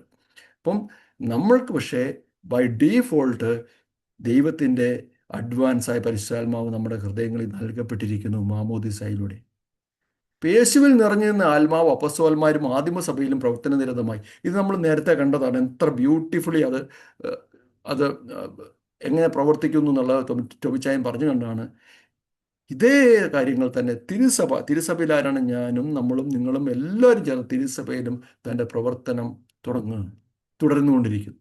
ഈ ആത്മാവിനെ സ്വീകരിക്കാനുള്ള ഒരുക്കം. അപ്പം ഞാൻ ആദ്യമേ ഒന്ന് പറഞ്ഞു വെച്ചോട്ടെ, നേരത്തെ പറഞ്ഞതുപോലെ ആത്മാവ് ഓൾറെഡി നമ്മുടെ ഉള്ളിലുണ്ട്. നമുക്ക് ആ ബോധ്യത്തിൽ നിമിഷ അനുഭവത്തിൽ അത് നമ്മൾ ജീവിക്കുന്നില്ല എന്നുണ്ടെങ്കിൽ അതിൻ്റെ അർത്ഥം ആത്മാവില്ല എന്നല്ല. അപ്പം ഈ ആത്മാവിനെ സ്വീകരിക്കാനുള്ള ഒരുക്കം എന്ന് പറഞ്ഞാൽ ദൈവം ആഗ്രഹിക്കുന്ന പോലെ ആത്മാവിൻ്റെ അഭിഷേകം ലഭിക്കാനുള്ള ഒരുക്കം എന്ന് മനസ്സിലാക്കണേ. അപ്പോൾ അതിനു വേണ്ടി എന്താണ്, നമ്മൾ ആ ഹെലികോപ്റ്ററിൻ്റെ കാര്യമൊക്കെ ടോബിച്ചായൻ പറഞ്ഞതാണ്. അപ്പോൾ അതുപോലെ നമ്മളൊന്ന് ഒരുങ്ങണം. നമ്മൾ ഒരുങ്ങണമെങ്കിൽ പശ്ചാത്തപിക്കണം, അനുരഞ്ജനപ്പെടണം. അപ്പോസ്തലപ്രവൃത്തി 2:37-38 ഇത് പത്രോസ് പറയുന്നുണ്ട്, പരിശുദ്ധാത്മാവിൻ്റെ ദാനം നിങ്ങൾക്ക് ലഭിക്കും, ഉറപ്പായിട്ടുള്ള കാര്യമാണ്. അപ്പോൾ എന്ത് ചെയ്യണം? പത്രോസ് പറഞ്ഞു, നിങ്ങൾ പശ്ചാത്തപിക്കുവിൻ, പാപമോചനത്തിനായി എല്ലാവരും ക്രിസ്തുവിൻ്റെ നാമത്തിൽ സ്നാനം സ്വീകരിക്കുകയും. നമുക്കറിയാമില്ലേ, നമ്മുടെ ഒരു ഫംഗ്ഷൻ നടക്കുമ്പോഴത്തേക്കിന് അവിടെ കൊടുക്കാൻ വേണ്ടിയിട്ട്, ഫുഡ് കൊടുക്കാൻ വേണ്ടിയിട്ട് നമ്മൾ ഒരു പാത്രമായിട്ട് നമ്മുടെ അടുത്ത് ഒരാൾ വരികയാണ്. അതാ ഈ പാത്രത്തിലേക്ക് വെള്ളം, ഇവിടെ എല്ലാവർക്കും ഫുഡ് കൊടുക്കാനാണ്, എനിക്കും വിശക്കുന്നു, പെട്ടെന്ന് ചേട്ടാ എന്ന് പറഞ്ഞ് വരുമ്പോൾ നമ്മൾ ആ പാത്രത്തിൽ നോക്കുമ്പം ആ ഫുഡ് തന്നെ ചീത്തയായി പോകുന്ന, ഇവിടെ പരിശുദ്ധാത്മാവ് ചീത്തയാകുന്ന, അല്ലെങ്കിൽ ആ ജീവിതം തന്നെ, ആ വെളി തന്നെ ചീത്തയായി പോകുന്ന രീതിയിലുള്ള കാര്യങ്ങൾ ഉണ്ടെങ്കിൽ നമ്മൾ അവിടെ വിളമ്പി കൊടുക്കില്ല. അവരോട് പറയും, നിങ്ങൾ പോയിട്ട് അത് ക്ലീൻ ചെയ്തിട്ട് വരിക എന്നുള്ളത്. അപ്പം നമ്മുടെ ആ വലിയ, ഇപ്പം ഞാൻ ആലോചിക്കാൻ, ഇപ്പം എന്താണ് സൗഖ്യത്തിൻ്റെ ഒരു അനോയിൻറ്റിങ് നമുക്ക് കിട്ടിക്കഴിയുമ്പോഴത്തേക്കിന് ശരിക്കും അത് ദൈവം പതുക്കെയാണ് തരിക. കാരണം എന്ന് വെച്ച് കഴിഞ്ഞാൽ എൻ്റെ ജീവിതത്തിൽ തന്നെ എനിക്കറിയാം, ഇപ്പോഴുള്ള അനോയിൻറ്റിങ് ഒരു 5 വർഷം മുമ്പ് കിട്ടിയിരുന്നെങ്കിൽ അത് മിക്കവാറും അതോടെ അഹങ്കാരത്തിൻ്റെ വഴിയിൽ അതോടെ എൻ്റെ ആത്മാവ് പോയിരുന്നേനെ. അപ്പോൾ ദൈവം ശരിക്കും നമുക്ക് പശ്ചാത്താപം അല്ലെങ്കിൽ അനുരഞ്ജിക്കപ്പെടുന്നിടത്ത് നമ്മൾ വിശദീകരിക്കപ്പെടുന്ന അനുസരിച്ചാണ് ദൈവം നമുക്ക് ആ ദാനം നൽകിക്കൊണ്ടിരിക്കുന്നത്. അപ്പം നമുക്കതിനെ ത്വരിതപ്പെടുത്തണമെന്നുണ്ടെങ്കിൽ നമ്മുടെ പശ്ചാത്താപവും അനുരഞ്ജനവും നമ്മൾ ത്വരിതപ്പെടുത്തിയാൽ മതി. സൗജന്യമായ ദാനമാണ്. തീവ്രമായി ആഗ്രഹിച്ച് നമ്മൾ ഇതിനു വേണ്ടി പ്രാർത്ഥിക്കണം. അത് ഈ പരിശുദ്ധാത്മാവിന് വേണ്ടി പ്രാർത്ഥിക്കണം. വെളിപ്പാട് 21:6 ദാഹിക്കുന്നവന് ജീവജലത്തിന്റെ ഉറവിൽ നിന്ന് സൗജന്യമായി ഞാൻ കൊടുക്കും. ഇത് സൗജന്യമാണ്. പരിശുദ്ധാത്മാവ് എന്ന് പറയുന്ന വ്യക്തിയെ നമുക്ക് ദൈവം സൗജന്യമായിട്ട് തരുന്നു. പക്ഷേ ഒരു കാര്യമുണ്ട്, it is free but it's not cheap. ഇത് സൗജന്യമാണ്, പക്ഷെ വിലയില്ലാത്തതല്ല. അതുകൊണ്ട് തന്നെ വില ലഭിക്കുന്ന പാത്രത്തിന് അതിനോടുള്ള ആഗ്രഹവും അത് പ്രോപ്പറായിട്ട് ഉപയോഗിക്കുമെന്നുള്ളതും പ്രോപ്പറായിട്ടുള്ള വൃത്തിയും വളരെ ആവശ്യമാണ്. ഇപ്പം ദാഹത്തോട് തന്നെ നമ്മൾ ചോദിച്ച് വാങ്ങണം. അതാണ് മുമ്പ് നമ്മൾ പറഞ്ഞ പോലെ ആ സ്വാതന്ത്ര്യം ഉണ്ടല്ലോ, ആ സ്വാതന്ത്ര്യത്തെ ഞാൻ തിരഞ്ഞെടുക്കുകയാണ് നമ്മൾ ചെയ്യുന്നത്. ചോദിച്ച് എനിക്ക് തരണമേ എന്ന് പറയുന്നത്. ലൂക്ക 11:13. മക്കൾക്ക് നല്ല ദാനങ്ങൾ നൽകാൻ ദുഷ്ടരായി നിങ്ങൾക്കറിയാമെങ്കിൽ സ്വർഗസ്ഥനായ പിതാവ് തന്നോട് ചോദിക്കുന്നവർക്ക് എത്ര അധികമായി പരിശുദ്ധാത്മാവിനെ നൽകുകയില്ല. അപ്പോൾ ചോദിക്കുന്നവർക്ക് കിട്ടും, എന്തായിട്ട് ചോദിക്കുന്നത് കിട്ടും. അതുപോലെ തന്നെ എന്താണ്, ദൈവം അളന്നല്ല ആത്മാവിനെ കൊടുക്കുന്നതെന്നാണ് പറയുന്നത്, ഇഷ്ടം പോലെ. യോഹന്നാൻ 7:37 തിരുനാളിൻ്റെ അവസാനത്തെ മഹാദിനത്തിൽ യേശു എഴുന്നേറ്റ് നിന്ന് ശബ്ദമുയർത്തി പറഞ്ഞു, ആർക്കെങ്കിലും ദാഹിക്കുന്നെങ്കിൽ അവൻ എൻ്റെ അടുക്കൽ വന്ന് കുടിക്കട്ടെ. അപ്പോൾ നമ്മൾ നോക്കിക്കഴിഞ്ഞാൽ നമുക്കൊരു വലിയ ദാഹമുണ്ടല്ലോ, എന്തൊക്കെയോ കാര്യങ്ങളോടുള്ള ദാഹമുണ്ട്. ആ ദാഹത്തിൽ നിന്ന് നമ്മൾ ഇതെന്തിനാന്ന് മനസ്സിലാക്കാഞ്ഞിട്ടാണ് നമ്മൾ പല കാര്യങ്ങൾ, വീട്, കാറ, അത് ഇത് അങ്ങനത്തെ കാര്യങ്ങൾ, സമ്പത്ത് അല്ലെങ്കിൽ ആ ബന്ധങ്ങളെല്ലാം മേടിച്ചു വെക്കുന്നത്. പക്ഷെ നമ്മുടെ ശരീരത്തിൽ, നമ്മുടെ ഉള്ളിലുള്ള ശരിയായ ആഗ്രഹം സ്നേഹാനുഭവത്തിൻ്റെ, ദൈവത്തിന് വേണ്ടിയുള്ള ആഗ്രഹമാണ്. അതിനു വേണ്ടിയിട്ട് വിശ്വസിച്ച് വിളിച്ചപേക്ഷിക്കണം. ഒന്നുകൂടെ കാണുകയാണ്, യഹൂദനും ഗ്രീക്കുകാരനും തമ്മിൽ വ്യത്യാസമില്ല, ഒരുവൻ തന്നെയാണ് എല്ലാവരുടെയും കർത്താവ്. തന്നെ വിളിച്ചപേക്ഷിക്കുന്ന എല്ലാവരുടെയും മേൽ അവിടുന്ന് തന്നെ സമ്പർത്ത് വർത്തിരിക്കുന്നു. അപ്പോൾ എൻ്റെ മനസ്സിലൊക്കെ എപ്പോഴുള്ള ഒരു ചിന്തകൾ വന്നുപോയിക്കൊണ്ടിരുന്ന ചിന്തകളാണ്, എനിക്ക് അങ്ങനെ, അവർക്ക് അങ്ങനെയാണ്, എനിക്കത്ര പോരാ. അങ്ങനെയല്ല. ഇതിനകത്ത് യഹൂദനാണോ ഗ്രീക്കുകാരനോ ആരാന്നൊന്നുമില്ല. കാരണം ഇത് ദൈവത്തിൻ്റെ പദ്ധതിയാണ്. എൻ്റെ പദ്ധതിയോ എൻ്റെ പ്ലാനോ അനുസരിച്ചല്ല, ദൈവത്തിൻ്റെ പദ്ധതിയാണ്. ദൈവം ഞാൻ ഒരുങ്ങിക്കഴിഞ്ഞു കഴിഞ്ഞാൽ, എനിക്ക് ആഗ്രഹമുണ്ടെങ്കിൽ ദൈവം നൽകിയിരിക്കും. ഇനി പ്രതീക്ഷയോടെ കാത്തിരിക്കണം. നമ്മൾ പലപ്പോഴും ഒരു താല്പര്യത്തിലൊക്കെ ഇങ്ങനെ ക്ലാസ്സൊക്കെ കേട്ട് ഒന്ന് വിളിച്ചു, നമുക്ക് അവർ വലിയ അഭിഷേകം കിട്ടിയില്ലെങ്കിൽ, അവർ അപ്പസ്തോല പ്രവർത്തനങ്ങൾ 1:4-5 പറയുന്നു, അവൻ അവരോടൊപ്പം ഭക്ഷണത്തിരിക്കുമ്പോൾ കൽപ്പിച്ചു, നിങ്ങൾ ജെറുസലേം വിട്ടു പോകരുത്, എന്നിൽ നിങ്ങൾ കേട്ട പിതാവിൻ്റെ വാഗ്ദാനം കാത്തിരിക്കുവിൻ. എന്തെന്നാൽ യോഹന്നാൻ വെള്ളം കൊണ്ട് സ്നാനം നൽകി, നിങ്ങളാകട്ടെ ഏറെ താമസിയാതെ പരിശുദ്ധാത്മാവിനാൽ സ്നാനം നൽകും. അപ്പോൾ ദൈവത്തിൻ്റെ ഒരു സമയമുണ്ട്, ദൈവത്തിൻ്റെ ഒരു പദ്ധതിയുണ്ട്, ദൈവത്തിൻ്റെ ഒരു പ്ലാനുണ്ട്. ആ സമയത്തായിരിക്കും നമ്മൾക്ക് പരിശുദ്ധാത്മാവിനെ ലഭിക്കുക. അതുകൊണ്ട് നമുക്ക് ഇന്ന സമയത്ത് കിട്ടുമെന്ന് നമുക്ക് ഒരിക്കലും പറയാൻ പറ്റില്ല. പക്ഷേ ദൈവത്തിൻ്റെ പദ്ധതി എപ്പോഴാണോ ആ സമയത്ത് നമുക്ക് ലഭിക്കുക തന്നെ ചെയ്യും. ഇതിനകത്ത് യോഗ്യതയില്ലെന്ന് മാത്രം കരുത്. അപ്പസ്തോല പ്രവർത്തനങ്ങൾ 19:6 പറയുന്നു. ഇത് കാരണം എന്താണ്? പൗലോസ് അവരുടെ മേൽ കൈകൾ വെച്ചപ്പോൾ പരിശുദ്ധാത്മാവ് അവരുടെ മേൽ വന്നു, അവർ അന്യഭാഷകൾ സംസാരിക്കുകയും പ്രവചിക്കുകയും ചെയ്തു. ഇത് വിജാതിയരെ കുറിച്ച് കൂടി പറയുന്ന കാര്യമാണ്. ഇപ്പം യോഗ്യതയില്ല എന്ന് പറയുന്നതിനകത്ത് യോഗ്യത ആദ്യമേ മനസ്സിലാക്കേണ്ട കാര്യം ഇത്രയേ ഉള്ളൂ. എൻ്റെ യോഗ്യതയിലല്ല എനിക്ക് പരിശുദ്ധാത്മാവിനെ ലഭിക്കുന്നത്, ക്രിസ്തുവിൻ്റെ യോഗ്യതയിലാണ് പരിശുദ്ധാത്മാവിനെ ലഭിക്കുന്നത്. ദൈവത്തിൻ്റെ തീരുമാനത്തിൽ, ദൈവത്തിൻ്റെ ദാനമായിട്ടാണ് പരിശുദ്ധാത്മാവിനെ ലഭിക്കുന്നത്. അപ്പോൾ ഈ ആത്മാവിനെ സ്വീകരിക്കാൻ വേണ്ടി എന്താണ് നമ്മൾ ചെയ്യണമെന്ന് ഇപ്പോൾ കണ്ടിരുന്നു. പശ്ചാത്തപിക്കണം, അനുരഞ്ജപ്പെടണം, സൗജന്യദാനമാണ്, തീവ്രമായി ആഗ്രഹിക്കണം, ദാഹത്തോടെ ചോദിച്ചു വാങ്ങണമെന്ന് കണ്ടു, വിശ്വസിച്ച് വിളിച്ചപേക്ഷിക്കണമെന്ന് കണ്ടു, പ്രതീക്ഷയോടെ കാത്തിരിക്കണമെന്ന് കണ്ടു. യോഗ്യതയില്ലെന്നും കരുതരുത്. ഇനി ആത്മാവ് നിറയുമ്പോൾ എന്താ സംഭവിക്കുക? അതാണ് ഞാൻ മുമ്പേ പറഞ്ഞത്. ആദ്യമായിട്ട് നമുക്ക് ആത്മാവ് നിറയുമ്പോഴത്തേക്കിന് റോമ 5:5 പ്രത്യാശ നമ്മെ നിരാശരാക്കുന്നില്ല, കാരണം നമുക്ക് നൽകപ്പെട്ടിരിക്കുന്ന പരിശുദ്ധാത്മാവിലൂടെ ദൈവത്തിൻ്റെ സ്നേഹം നമ്മുടെ ഹൃദയങ്ങളിലേക്ക് ചൊരിയപ്പെട്ടിരിക്കുന്നു. ആ ദൈവത്തിൻ്റെ സ്നേഹത്തിൻ്റെ അനുഭവമാണ് ആദ്യമായിട്ട് ആത്മാവ് വരുമ്പോഴത്തേക്കും നമ്മൾ അനുഭവിക്കുക. ഞാൻ ഓർക്കുന്നുണ്ട്, ഈ മിസിയ കോഴ്സിൽ ഞാൻ ആദ്യമായിട്ട് ചേരുമ്പോൾ ഇതുപോലെ സീനിയേഴ്സൊക്കെ പറയും, ഓ പരിശുദ്ധ നിങ്ങൾ സുവിശേഷവൽക്കരിക്കപ്പെട്ടെന്ന് കഴിഞ്ഞാൽ അതിൻ്റെ അർത്ഥം സ്നേഹത്തിൽ നിറഞ്ഞെന്നാണ്. അതെങ്ങനെ ശരിയാകുന്നത്? കാരണം ഇത് വചനമൊക്കെ എനിക്കത് മനസ്സിലാകുന്നില്ല. പക്ഷേ ആ അനുഭവം ഒരു ഈ ഓൺലൈൻ കോഴ്സ് കഴിഞ്ഞ് താമസിച്ചുള്ള കോഴ്സ് കൂടി അതിൻ്റെ അവസാനത്തെ ദിവസം പരിശുദ്ധാത്മാവിൻ്റെ അഭിഷേകം കിട്ടി. ആ അഭിഷേകത്തിൽ നിറഞ്ഞു കഴിഞ്ഞപ്പോഴാണ് എനിക്കത് അനുഭവമായി ദൈവസ്നേഹം വരികയും ചെയ്തത്. അതേപോലെ തന്നെ അത്രയും നാൾ ഞാൻ ദൈവത്തോട് പറയുമായിരുന്നു, നമ്മൾ തമ്മിൽ ഭയങ്കര ബന്ധമൊക്കെ ആയിട്ടിരുന്നോളാം, പക്ഷേ എനിക്ക് അയലോക്കത്ത് പോയി ഒരാളുടെ അടുത്തും അങ്ങനെക്കുറിച്ച് പറയാൻ പറ്റത്തില്ല, എനിക്ക് അതിനുള്ള ഗട്ട്സ് ഇല്ല, സോ ഈ ഒരു ബന്ധം മതി എന്ന് പറഞ്ഞിരുന്ന ഞാൻ ആ ഒരു അഭിഷേകത്തിന് ശേഷം 10 ദിവസം കൊണ്ട് ഏകദേശം ഒരു 150 പേരുടെ അടുത്ത് ഈ കരിഗ്മ പങ്കുവെക്കാൻ പറ്റുകയും അതൊക്കെ ഒത്തിരി പേർക്ക് ഭയങ്കര അനുഭവമാവുകയും ചെയ്തിരുന്നു. അതിൽ നിന്ന് എനിക്ക് മനസ്സിലായി, പരിശുദ്ധാത്മാവിൻ്റെ അഭിഷേകത്തിലൂടെയാണ് നമുക്ക് സ്നേഹം നിറഞ്ഞാണ് നമ്മൾ ബാക്കിയുള്ളവരുമായിട്ട് നമ്മുടെ അനുഭവം പങ്കുവെക്കുന്നത്. ഇനി ആത്മാവ് എന്ന് പറയുമ്പോൾ പാപബോധവും നീതിബോധവും പശ്ചാത്താപവും നൽകുന്നു. യോഹന്നാൻ 16:8-11. ഇപ്പം നമ്മൾ ആ സാക്ഷ്യത്തിലൊക്കെ കണ്ട കാര്യമാണ്. നമ്മൾ ഇപ്പോഴത്തെ കുട്ടികളുടെ കാര്യങ്ങളിലെ ബുദ്ധിമുട്ടുകളൊക്കെ പറയുന്നത് എന്താണ്? ഈ പാപബോധം. അതായത് വളരെ എളുപ്പമല്ലേ, നമ്മുടെ ഉള്ളിലെല്ലാം നമുക്കൊരു തിന്മ തിരഞ്ഞെടുക്കേണ്ട, നന്മ മാത്രം തിരഞ്ഞെടുത്താൽ മതി എന്നുള്ളത് ഇൻഹറൻ്റ് ആയിട്ടുള്ള നീതിബോധം, മനസാക്ഷിയുണ്ട്. അപ്പോൾ അവിടെ എന്താണ്, നമ്മൾ സംസ്കാരത്തിൽ കൂടി ആ മനസാക്ഷിയെ തന്നെ മാറ്റി കൊടുക്കുക. അതായത് അവനകത്തെ നന്മയും തിന്മയും എന്താണെന്നുള്ളത് നോർമലൈസ് ചെയ്യുക. പാപങ്ങളെല്ലാം നോർമൽ, ദിസ് ഈസ് ഓക്കെ.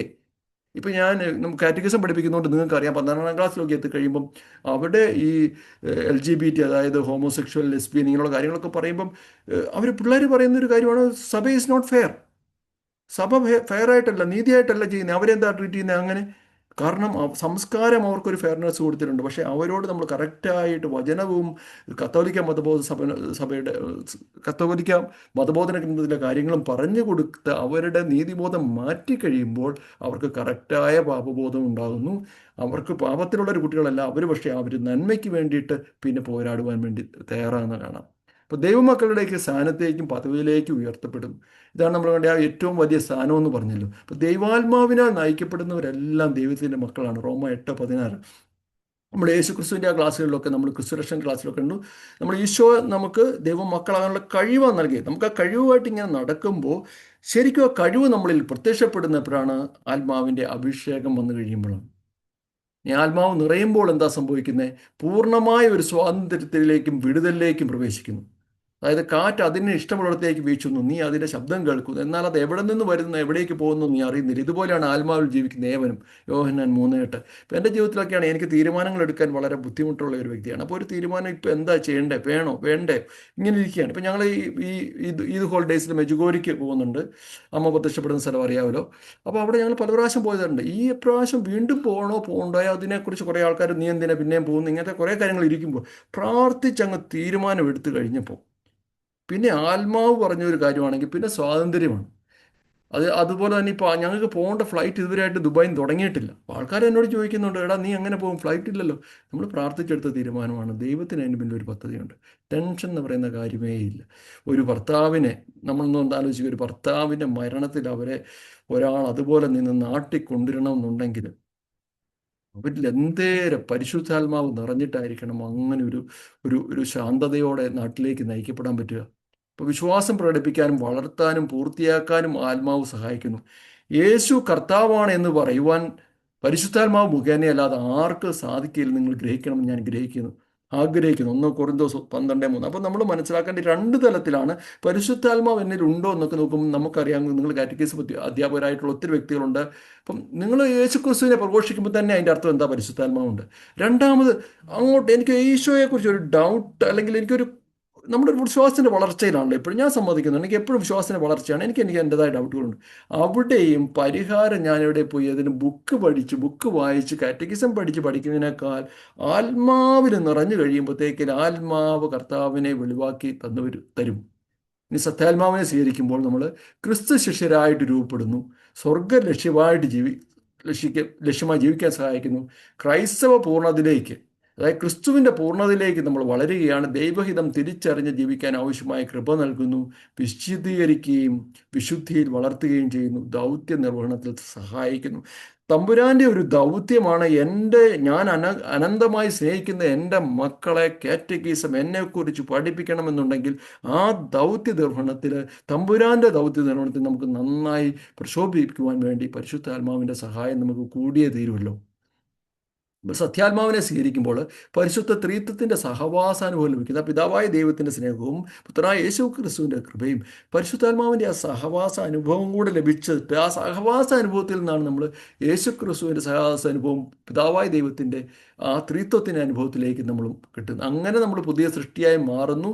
സൃഷ്ടിപരമായിട്ട് നമ്മൾ ആത്മാവിൻ്റെ നവീകരണം വഴി നിങ്ങൾ പുതിയ വ്യക്തികളായി നമ്മൾ മാറുകയാണ്. വരദാനങ്ങളിൽ നമ്മളെ വളർത്തുന്നു, യേശുവിൽ വളർത്തുന്നു. ആത്മാവ് നമ്മെ യേശു ക്രിസ്തുവിൽ എങ്ങനെ വളർത്തുക എന്ന് പറയുമ്പോൾ യേശുവിൻ്റെ വ്യക്തിത്വമായ ആ ദാനങ്ങൾ നമ്മൾ നിറയുന്നു, ശക്തിയായ വരദാനങ്ങൾ നമ്മളിൽ നിറയുന്നു, വരങ്ങൾ നിറയുന്നു, സ്വഭാവമായ ഫലങ്ങൾ നിറയുന്നു. അങ്ങനെ നമ്മൾ ടോമിച്ചാനൊക്കെ പറഞ്ഞ പോലെ നമ്മളൊരു ആത്മാവിൽ നയിച്ച് ഒരു സ്ഥലത്തേക്ക് എത്തി അവിടെ ആത്മാവ് പറയുന്ന പോലെ കാര്യങ്ങൾ ചെയ്തിട്ട് തിരിച്ചങ്ങ് പോകുമ്പോൾ ആൾക്കാർ കൈയടിക്കുന്നത് നമുക്കല്ല, അവർ പറയും തമ്പുരാനെ ദൈവം ഇടപെട്ടു.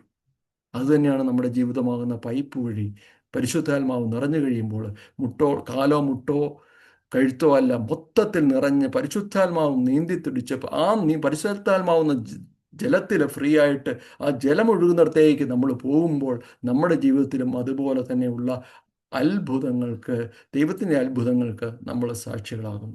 പോപ്പ് ഫ്രാൻസിസ് പറയുന്നു, യേശുവിൻ്റെ മനസ്സിനും അവൻ്റെ സുവിശേഷത്തിനും അനുസൃതമായി അനുദിനം ജീവിക്കാനുള്ള കൃപയ്ക്കായി നമുക്ക് പരിശുദ്ധാത്മാവിനോട് അപേക്ഷിക്കാം. അപ്പോൾ നമുക്ക് കാറ്റഗിസം, ഞാനൊക്കെ ആലോചിക്കുന്നത് എൻ്റെ കാറ്റഗിസം ക്ലാസ്സിലൊക്കെ ഞാൻ പറയുക, നിങ്ങളെ കാറ്റഗിസം പഠിപ്പിക്കാൻ ഇഷ്ടം പോലെ ആൾക്കാരെ ദൈവത്തിന് കിട്ടും, പക്ഷേ എന്നെ പഠിപ്പിക്കാൻ നിങ്ങൾക്കേ കിട്ടുകയുള്ളൂ, നിങ്ങളെ കിട്ടുകയുള്ളൂ. അതുകൊണ്ടാണ് ഞാനായിരിക്കുന്നത്. അപ്പോൾ എൻ്റെ ജീവൻ ക്രമപ്പെടുത്തുവാൻ വേണ്ടിയിട്ട് എൻ്റെ ജീവിതത്തിൽ വിശുദ്ധി, യേശു ക്രിസ്തുവിൻ്റെ രക്ഷ സ്വീകരിച്ചുകൊണ്ട് പരിശുദ്ധാത്മാവിൽ നയിക്കപ്പെടുന്ന ഒരു ജീവിതമായിക്കൊണ്ട് എൻ്റെ ജീവിതമാകുന്ന സന്ദേശം നൽകുവാൻ വേണ്ടിയിട്ട് നമ്മൾ ഓരോരുത്തരെയും ദൈവം അനുഗ്രഹിക്കട്ടെ. ആമേൻ. Thank you Jojo uncle. പരിശുദ്ധാത്മാവിനെ സ്വീകരിക്കാനായി അനുരഞ്ജനപ്പെട്ട് ദൈവം നൽകുന്ന പരിശുദ്ധാത്മാവിനെ ആഗ്രഹിച്ച് ചോദിച്ച് വാങ്ങിക്കണമെന്ന് അങ്കിൾ മനസ്സിലാക്കി തന്നു. വൈൻഡപ്പ് സെഷനായി ആലിസ് കുട്ടി ആന്റിയെ ക്ഷണിക്കും. Thank you Benita, thank you very much. നമ്മൾ ഇപ്പം പ്രൊക്ലമേഷനിലൂടെയും ജോയ്സിയുടെ ഷെയറിങ്ങിലൂടെയും ജോജോവിൻ്റെ പ്രസന്റേഷനിലൂടെ ഒക്കെ നമുക്ക് മനസ്സിലായി പരിശുദ്ധാത്മാവ് ശരിക്കും നമ്മളിൽ വസിച്ചുകൊണ്ട് നിത്യം നമ്മളെ നടത്തും എന്നുള്ള ബോധ്യമുണ്ടായി. പിന്നെ അതിന് പരിശുദ്ധാത്മാവിനോട് നിങ്ങൾ ദാഹിക്കണം, ചോദിക്കണം. എന്നെ പരിശുദ്ധാത്മ ദൈവത്തിന്റെ സൗജന്യ ദാനമാണെങ്കിലും നമ്മൾ ചോദിച്ച് സ്വീകരിക്കണമെന്ന്. ആർക്കെങ്കിലും ദാഹിക്കുന്നുണ്ടെങ്കിൽ വന്ന് ചോദിക്കാൻ പറഞ്ഞല്ലോ. നമ്മൾ കഴിഞ്ഞ ദിവസം ഇതിനു വേണ്ടി ഒരുങ്ങായിരുന്നു. അവനെ സ്വീകരിച്ചവർക്കെല്ലാം, അവരിൽ വിശ്വസിക്കുന്നവർക്കെല്ലാം ദൈവമക്കളാകാനുള്ള കഴിവാകുന്ന പരിശുദ്ധാത്മാവിനെ നൽകുമെന്ന് പറഞ്ഞു. നിങ്ങൾ കുമ്പസാരിച്ചെന്ന് ഞാൻ വിചാരിക്കുന്നു, ജീവിതം സമർപ്പിച്ചെന്ന് വിചാരിക്കുന്നു. എപ്പോൾ ഇത് നിങ്ങൾ കൂടുതൽ ആഴത്തിൽ ചെയ്യുന്ന അപ്പോഴെല്ലാം ഈ പരിശുദ്ധാത്മാവിൻ്റെ നിറവ് അനുഭവിക്കും. നമുക്കിന്ന് ഇപ്പം നമുക്ക് ഏതായാലും ജിജു വെച്ച് നമുക്ക് സമാപന പ്രാർത്ഥനയും നമ്മളെ നയിക്കാനായിട്ട് വരിക. അച്ഛനോട് നമുക്ക് ഈ പരിശുദ്ധാത്മാവിൻ്റെ ഒരു അഭിഷേകത്തിന് വേണ്ടി നമുക്ക് വേണ്ടി പ്രാർത്ഥിക്കാൻ. നിങ്ങൾ എത്ര ആഴത്തിൽ ദാഹിക്കുകയും എത്ര കൂടുതലായിട്ട് ഇത് എനിക്ക് ലഭിക്കുമെന്ന് വിശ്വസിക്കുകയും ചെയ്യുന്നു, അത്രയും പരിശുദ്ധാത്മ നിറവ് അനുഭവപ്പെടാനാവും. നമുക്ക് എല്ലാവർക്കും പരിശുദ്ധാത്മാവിൻ്റെ ഒരു പുത്തൻ അഭിഷേകം ഇപ്പോൾ തന്നെ തരാൻ. ഇനിയും തുടർന്ന് നമുക്ക് രാത്രിയും തുടർന്നുള്ള ദിവസങ്ങളിലും ഒക്കെ നമ്മളിത് എത്ര അധികമായിട്ട് നമ്മൾ ആ വിശ്വാസത്തിലും സമർപ്പണത്തിലും മാനസാന്തരത്തിലും വളരുന്നോ അത്രയും ആഴത്തിൽ ഈ പരിശുദ്ധാത്മാവിന്റെ നിറവില് അഭിഷേകത്തില് വളർന്നുകൊണ്ടിരിക്കാനാവും. നമുക്ക് ജിജു അച്ഛനെ സ്നേഹത്തിൽ മിനിറ്റായി ജിജു അച്ഛനെ ക്ഷണിച്ചോളൂ കേട്ടോ. അച്ഛൻ നമുക്ക് വേണ്ടി പ്രാർത്ഥിക്കും. നമുക്ക് എല്ലാവർക്കും പരിശുദ്ധാത്മാവിന്റെ ആ ഒരു അഭിഷേകം നിറവ് കിട്ടട്ടെ. ആമേൻ. കൺക്ലൂഡിംഗ് മെസ്സേജിനും ഫൈനൽ ബ്ലെസ്സിങ്ങിനുമായി ജിജോ അച്ഛനെ ക്ഷണിക്കും.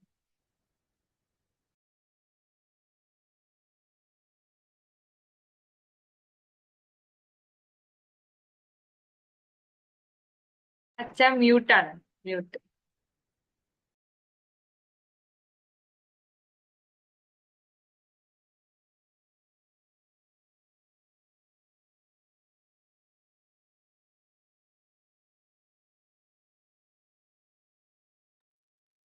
ഓക്കെ, ഇപ്പോഴാണ് ശരിയായത്. ഓക്കെ, പ്രിയമുള്ളവരെ, അച്ഛാ ഹൊറിസോണ്ടലായിട്ട് വെക്കാവോ? വാട്സാപ്പ് ഹൊറിസോണ്ടലായിട്ട് വെക്കാവോ? താങ്ക് യു അച്ഛാ, താങ്ക് യു.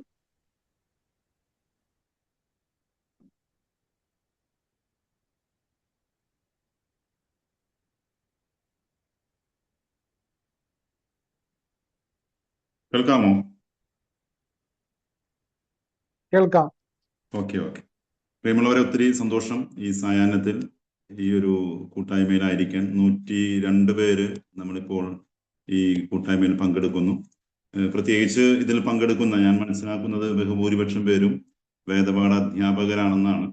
പ്രത്യേകിച്ച് KRLC-BCയുടെ ഫെയ്ത്ത് ഫോർമേഷൻ കമ്മീഷന്റെ ആഭിമുഖ്യത്തിൽ ഒത്തിരി അധ്യാപകർ ഇത് പങ്കെടുക്കുന്നു. അതുപോലെ മിസ്സിയോ ടീം ഇതിന് നേതൃത്വം നൽകുന്നു.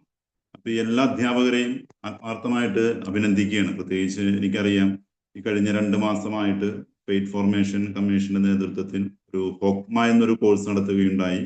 നമ്മുടെ അധ്യാപകരെ അവരുടെ ഭൗതിക മേഖലയിൽ ശക്തിപ്പെടുത്തുക, മെച്ചപ്പെടുത്തുക എന്ന രീതിയിൽ അതിനകത്തൊരു 500ഓളം അധ്യാപകർ അതിൽ പങ്കെടുക്കുകയുണ്ടായി. അതിൽ നിന്ന് ഒരുപക്ഷെ തിരഞ്ഞെടുക്കപ്പെട്ട ഒരു 102ഓളം പേരാണ് ഇതിൽ പങ്കെടുക്കുന്നത്. നമ്മുടെ ഭൗതികമായ ജ്ഞാനത്തെക്കാൾ, സാങ്കേതികമായ അറിവിനേക്കാൾ അപ്പുറത്ത് ദൈവികമായ അഭിഷേകമാണ് വേണ്ടതെന്ന ബോധ്യമാണ് നമ്മളെല്ലാവരെയും ഇവിടെ കൊണ്ടുവന്നിരിക്കുന്നത്. ആ ഒരു ബോധ്യത്തോടെ ഈ കെരിഗ്മ പ്രോഗ്രാമിൽ പങ്കെടുക്കാൻ മനസ്സ് കാണിച്ച, ആത്മാഭിഷേകത്തിന് വേണ്ടി, ദൈവികമായ ജ്ഞാനത്തിന് വേണ്ടി ആഗ്രഹത്തോടെ, ആവേശത്തോടെ ഇതിൽ പങ്കെടുക്കുന്ന എല്ലാ അധ്യാപകരെയും ആദ്യമേ ഞാൻ അഭിനന്ദിക്കുന്നു. അതുപോലെ നേതൃത്വം നൽകുന്ന ആലിസുട്ടി ചേച്ചിയുടെ നേതൃത്വത്തിലുള്ള മിസ്സിയോ ടീം നിരന്തരമായി ഈ മേഖലയിൽ അനേകർക്ക് ആത്മാഭിഷേകം നൽകാൻ വേണ്ടി ശുശ്രൂഷയിൽ ഏർപ്പെട്ടിരിക്കുന്ന ആലിസുട്ടി ചേച്ചിയുടെ നേതൃത്വത്തിലുള്ള ടീം അംഗങ്ങളെ പ്രത്യേകം അഭിനന്ദിക്കുന്നു. അതുപോലെ KRLC-BCയുടെ ഫെയ്ത്ത് ഫോർമേഷൻ കമ്മീഷന്റെ സെക്രട്ടറിയായ മാത്യു അച്ഛൻ ഇതിന്റെ നേതൃത്വം വഹിക്കുന്നു. മാത്യു അച്ഛനെയും കമ്മീഷൻ അംഗങ്ങളെയും പ്രത്യേകം അഭിനന്ദിക്കുന്നു. ഒരു ചെറിയൊരു സന്ദേശവും അതിനുശേഷം നമുക്കൊരു പ്രാർത്ഥനയോടുകൂടി ഇത് വൈൻഡപ്പ് ചെയ്യാം. പ്രധാനമായിട്ടും അധ്യാപകരാണ്. ഞാൻ ഓർക്കുന്ന മലയാളത്തിലെ പ്രസിദ്ധമായ പണ്ടുണ്ടായ ഒരു നോവലിലൊരു ഭാഗം ഇപ്രകാരമാണ്. ഒരു ബുദ്ധിമാന്ദ്യമുള്ള ഒരു കുഞ്ഞ് കേരളത്തിൽ നിന്ന് വിദൂരത്ത് മറ്റ് സംസ്ഥാനങ്ങളിൽ താമസിക്കുന്ന ഒരു കുടുംബത്തിൽ, അപ്പോൾ ഇവന് ഒരു 10-16 വയസ്സായി. അപ്പോൾ വെക്കേഷന് നാട്ടിലേക്ക് അയക്കുകയാണ്. അപ്പോൾ പ്രത്യേകിച്ച് സാഹചര്യങ്ങൾ കൊണ്ട് പാരന്റ്സിന് ഈ കുഞ്ഞിന്റെ കൂടെ വരാൻ പറ്റുന്നില്ല.